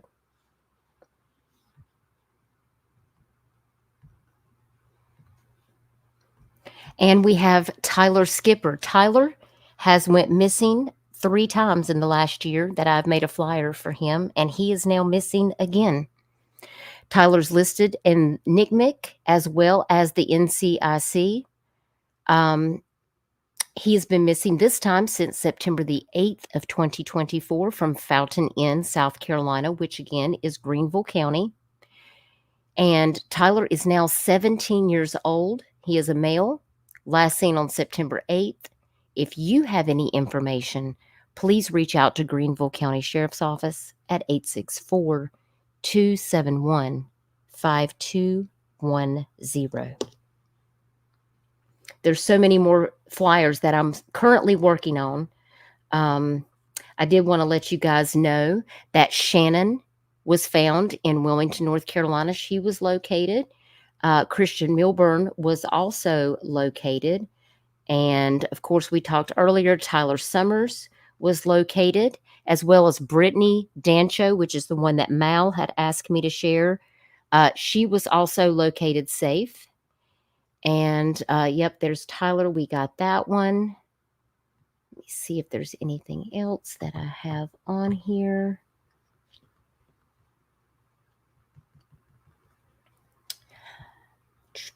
Oh, and I don't know, did I share Sabrina Barnett? That was another one that I shared from Irwin, Tennessee, from one of these groups.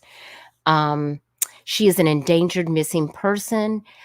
Sabrina was last seen yesterday on 9/27 around 1:30 to 2 p.m. at Impact Plastics in Irwin, Tennessee. The flatbed was being rescued. That she was on was being swept away in the floodwaters. If you see her, please contact local law enforcement or emergency management personnel. Please send up your prayers for Sabrina because it sounds like she could be in a serious situation.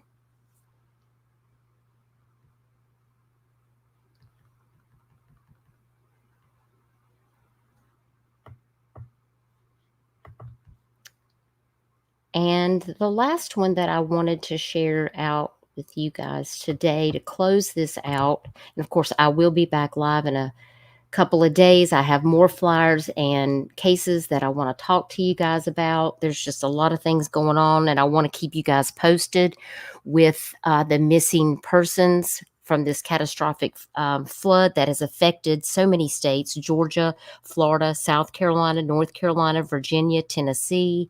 If you have somebody that is missing, or you know somebody that needs help, needs to get a missing flyer, needs me to share their information, don't hesitate to send it to me. Arctic and I would be happy to do it. Listen, I'm over here volunteering Arctic, and he already has 100,000 things on his plate. But I'm telling you, if you send it to me, I know my people will share it out.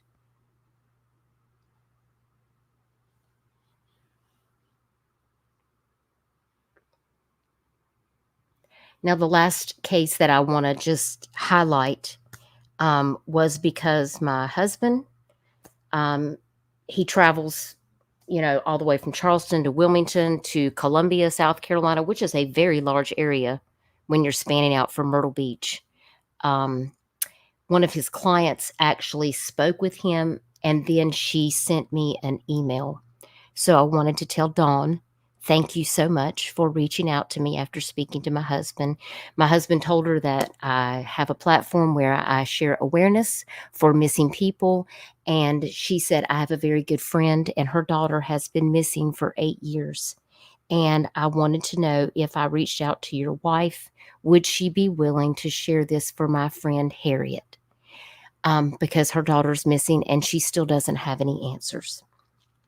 And I did speak to Dawn, and I just wanted to give her a shout out and tell her that she is a wonderful friend, to continue to ask people to please share her friend's daughter and her flyer and her information. So I wanted to share that information with you guys now. Her name is Ebony Spears.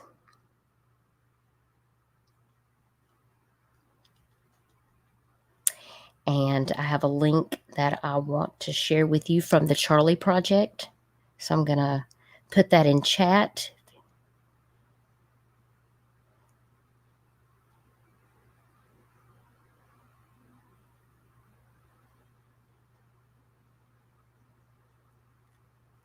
This is her Charlie Project link. Ebony has been missing since January the 15th of 2016 from Wilmington, North Carolina. Ebony's full name is Ebony Shanetta Spears.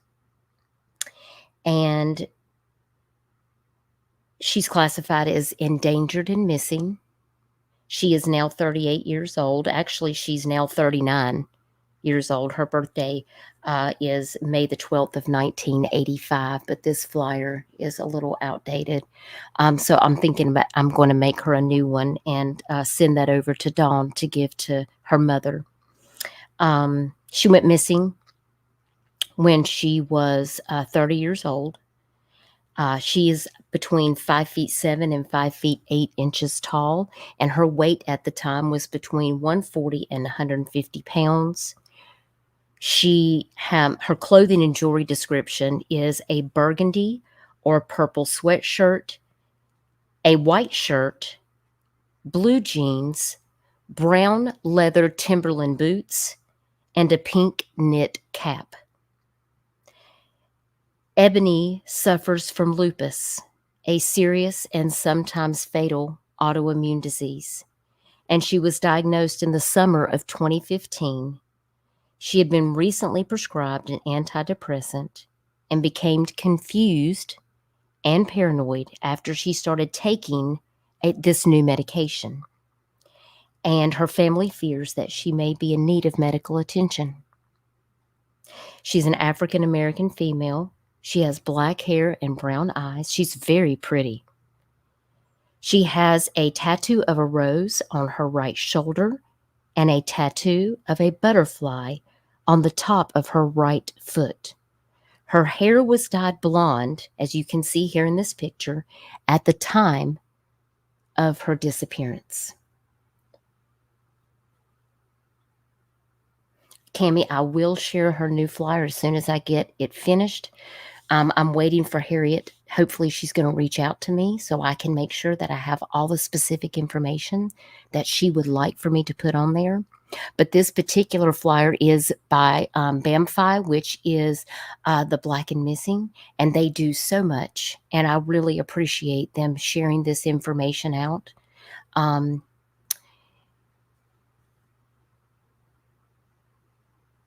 But I thought it would be good to just make an updated flyer. She has several pictures on her Charlie Project, and I would like to include more than just one picture on her missing flyer as well. That would be wonderful, Arctic Fox, if you could do a cold case spotlight on Ebony. Her family is still very desperate for answers because this case is a cold case. And I don't cover cold cases a lot, but anytime someone reaches out to me and asks me to cover a case, I'm absolutely going to do whatever I can to make sure that they get the awareness that they need. Now, the details of her disappearance. Spears was last seen at her home on Taylor Home Estates in the 1300 block of Brooklyn Lane in Wilmington, North Carolina, at 10:45 p.m. on January 15th of 2016. Earlier that evening, she went to the Wilmington, North Carolina Police Department in the 600 block of Best Street, which is in downtown Wilmington, several blocks from her home, and she asked to use the phone at the police department. She was acting strangely and appeared to be disoriented. She was directed to the payphone in the lobby, and she was unable to operate it. She paced back and forth between the front desk and the phone for about 10 minutes, and then she left. The night before her disappearance, Spears' parents had met her in the parking lot of the police station. They had wanted the police to commit her to the hospital for psychiatric treatment, and the paramedics were called to the parking lot of the police department, but they left without taking Spears to the hospital. Within about an hour, Ebony was acting lucid again, and her parents allowed her to come home because they didn't help her. The next day, she had breakfast at her parents' home on Price's Lane, and later her father took her to her own house. She was supposed to drive herself back to her parents' house for dinner. But at 7:00 p.m., Spears called her mother and said she had eaten and was going to stay home. And that was the last call that Ebony Spears made on her cell phone. Between 7 and 8 p.m., she flagged down a van driven by an employee of the Community Boys and Girls Club on Nixon Street in Wilmington, within blocks of the police headquarters. Spears was acting paranoid, as if she believed that someone was following her. She was driven to the club and spoke to a social worker there, and then she left and she went to the police station. At 10:45 p.m., she approached her neighbor and asked for a cigarette. He wouldn't give her one, and she said she was going to walk to a nearby store. The neighbor is the last known person to have seen Ebony Spears. At 11 p.m. that night, her boyfriend let himself into her apartment. Her vehicle was parked outside, and her purse was in the apartment. But her cell phone was missing, and when he called it, the call went straight to voicemail. Spears' boyfriend waited for 2 hours thinking that she was going to come home. When she didn't, he called her parents. The next afternoon, her parents reported Ebony's disappearance to the police. Her family says it's uncharacteristic of Ebony to leave without a warning. She's described as a reliable person and a devoted mother to her 12-year-old daughter. Due to her medical condition, she is believed to be at risk, and Ebony's case remains unsolved to this day.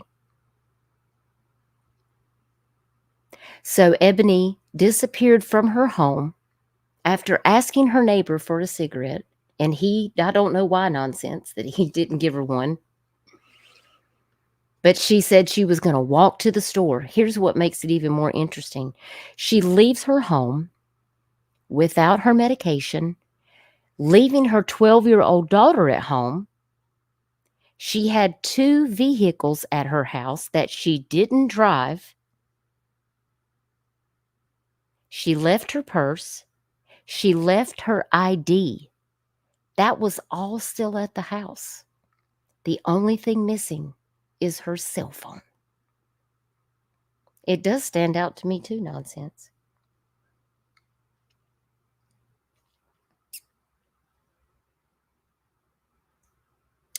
And the last article that I've seen on this was done by the Wilmington Star. And I'm going to put that in the chat if you guys want to read that.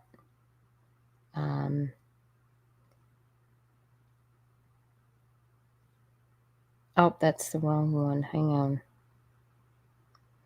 That's the newspaper, but it's not the right article.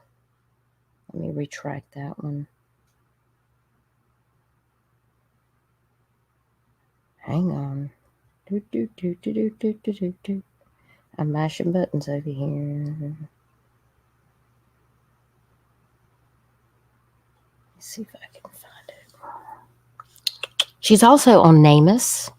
She does have a NamUs site, I believe.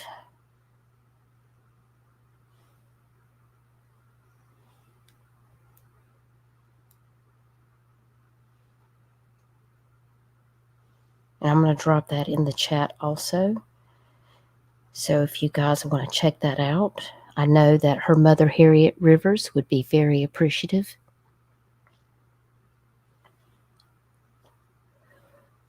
Yeah, how do you go to the store without your purse, Angel? It doesn't make any sense. Or your ID. You're going to buy cigarettes, but you're not going to have your ID. Like down here, they will card you.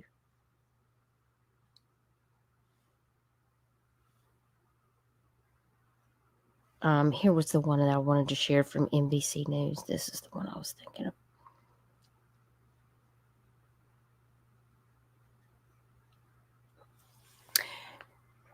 So give me 1 second because I want to play this.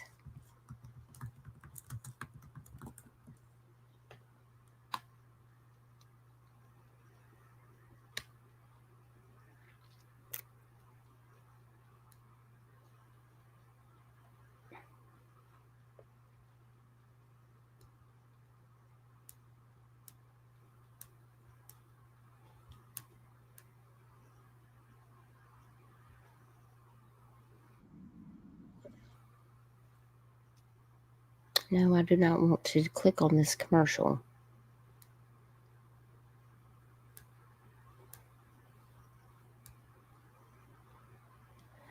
This article right here that I'm going to share will have some more photos of her.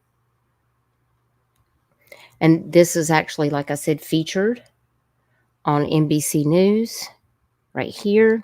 Mother determined to find missing North Carolina woman, Ebony Spears, 8 years after her mysterious disappearance. And there's a picture of her there.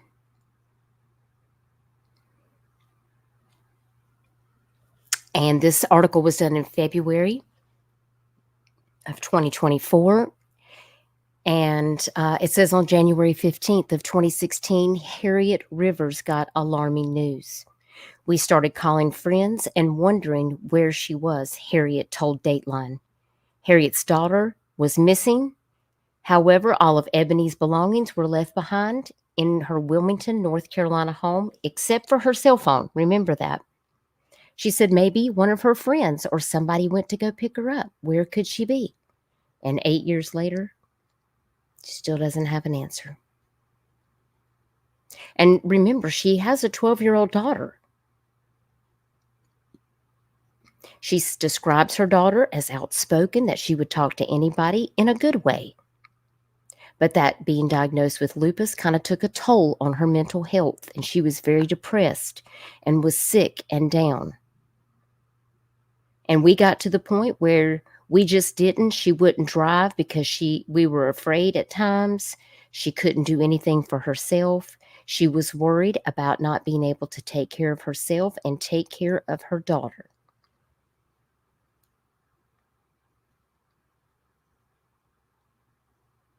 And remember, her daughter was 12, 13 at the time. So her daughter's like 21 years old now. Her daughter is grown.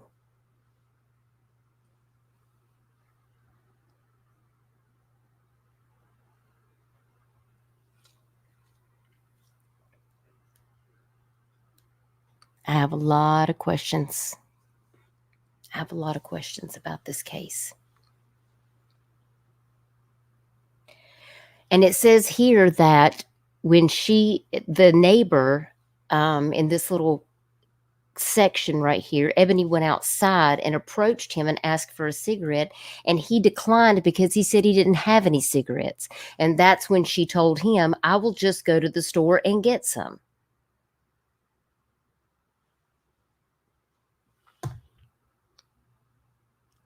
And I'm assuming they pulled camera footage from these places.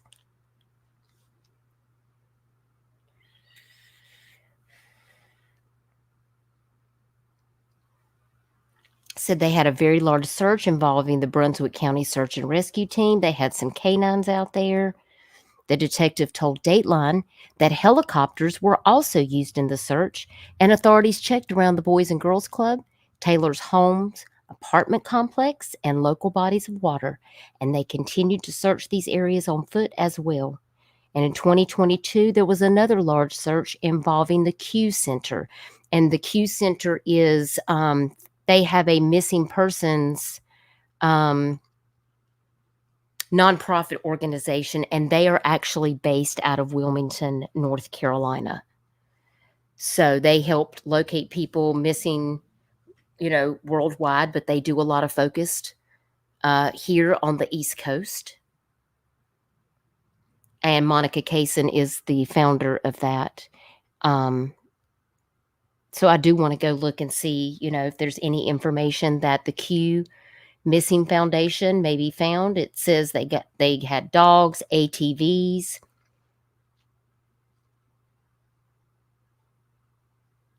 Said that Ebony briefly lived in Georgia. Monica had volunteers search there as well. She said, I had one of my volunteers go down in Georgia from the Q Missing Foundation. That was a retired firefighter, and he went down on the streets to go search, but there was no sign of Ebony.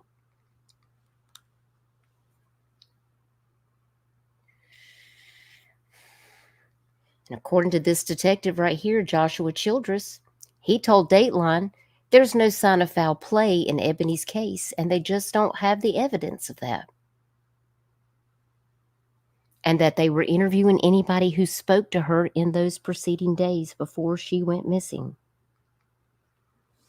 That's a good question, Nonsense. She says, I wonder if she was a regular smoker or if he was either. If it was normal to ask or not. That's a good question. AP, not that I've ever heard, was her phone ever located? But these are questions that I want to ask the mom. I'm hoping she will reach out to me. Dawn, if you happen to be listening to this, maybe you can let me know.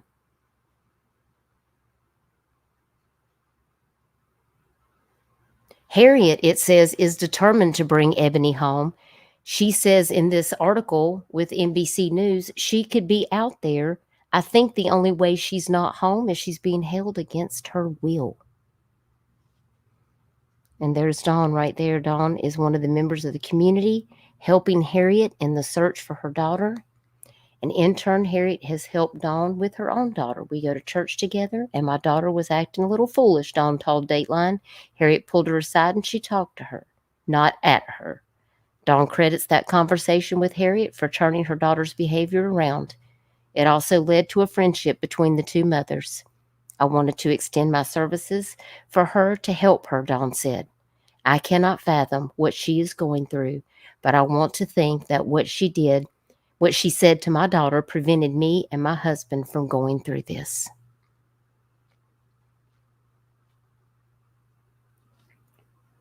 Harriet's hopeful that the renewed attention will lead to finding her daughter, and she prays that it will bring Ebony home safe to her own daughter, Anaya. She's tried to be tough, she said, but I know she thinks about her mom all the time. We want her to come home no matter what, no matter how, Harriet stressed. We just want her to come home.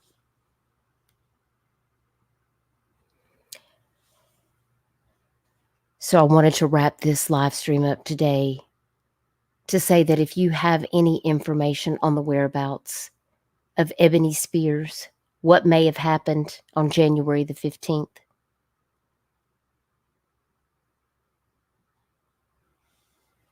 please don't hesitate to reach out to the Wilmington Police Department. or you can reach out to the Q Center for Missing Persons. Also, Crime Stoppers is offering a $5,000 reward to anyone who provides information leading to the discovery of Ebony Spears.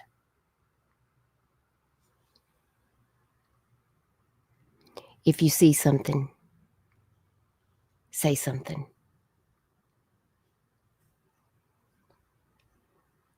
Because I'm sure that Ebony's daughter, who is now probably 21 years old, wants to know where her mom is. And they don't have closure.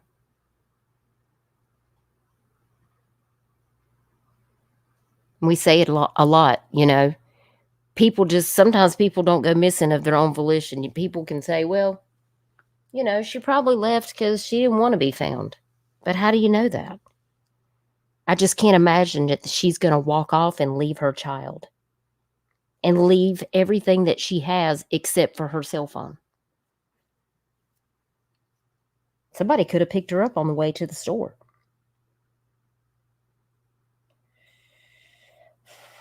And with this medication,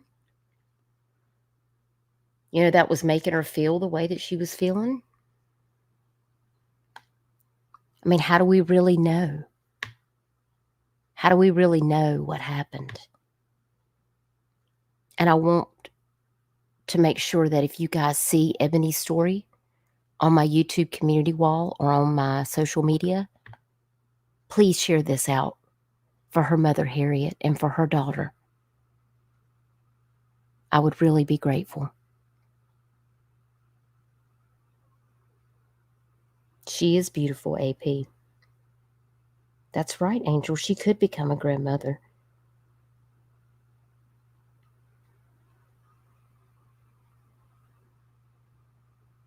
Her family deserves answers. All of these families deserve answers because when they're missing, they don't have a voice. It's possible, Cammie. Chico says this reminds her of her high school friend whose mama went missing. I don't know how she did it, but she still graduated while looking for her mama. You let me know, Cammie. So I appreciate you guys joining me to talk about the devastation that's happened from Hurricane Helene and the people that are missing. Please go over, if you're interested, and check out those groups. And please do share out the flyers. And we appreciate all the people that are volunteering to get information out there to help families reconnect with their loved ones. And remember, if you see something, say something. You're not required to be nice and do good things for people. But be a good person and do it anyway. You don't need a reason to help people. But we can rise by lifting others. My grandma used to tell me, use your God-given gifts to serve others. And that's how we come together as a community, because helping hands change lives.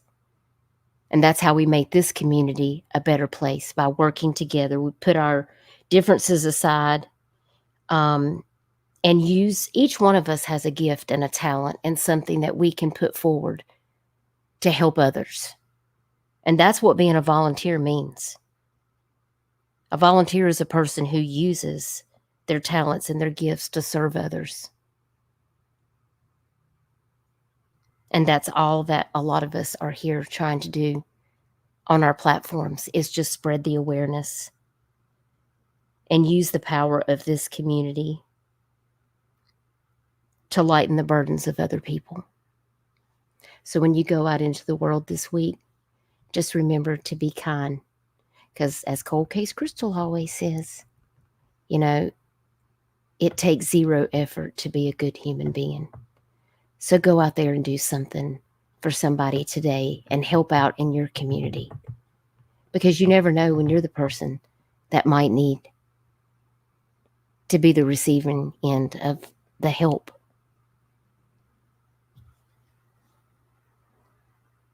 Thanks for joining me for today.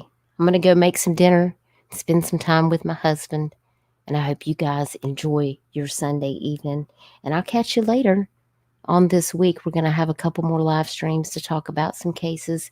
And I'm also wanting to ask you guys real quick before we jump on out of here. I'm thinking about I did it last year on my backup channel, but we had a Halloween costume party. And I just need for you guys to put like a 5 in the chat if you are interested in doing the costume Halloween party again this year. If you're interested in having the Halloween costume party again this year, let me know. We had a blast last year. So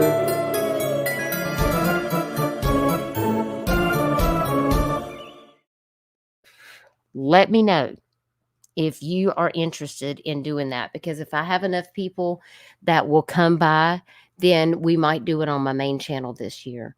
We had such a blast last year and we laughed the entire time. I think it'll be really fun. So if you guys might be interested in something like that, please wait a minute. Arctic, you wear your scary mask all year round? Stop it. Not true. I've got my costume. Of course, my hubby was so daggone funny last year. It was hilarious.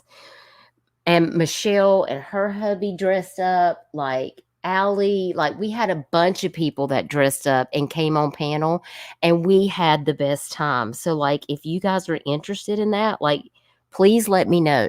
Please let me know. We can revisit this again on another live stream and discuss it more. But if you guys are interested in doing something about, like that, then let me know, because I'm thinking about having, it'll just be for, an hour or two. We'll hang out and maybe play some games and maybe do some trivia, or I don't know. I'll come up with some ideas. I'll come up with some ideas. But I just wanted to ask you guys what you thought about that. So. But I hope everybody has a wonderful evening, and just send up some positive vibes and prayers for these people that are going through a really rough time right now with this storm, this catastrophic storm. And remember, kindness don't cost a thing, guys. So take care, and I'll catch you guys later on in the week. Don't forget to hit the like button. Don't forget to subscribe, and don't forget to share this video out. Let's keep the awareness going. Take care, guys. Bye, y'all.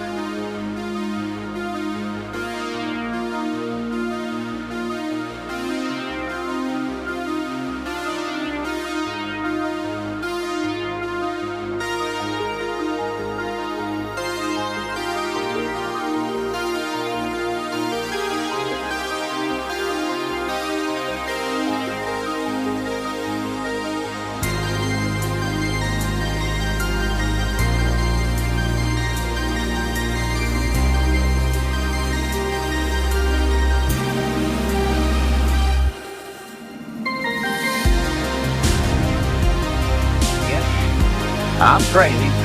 Yes, I cuss a lot, but yes, I'm as real as you get.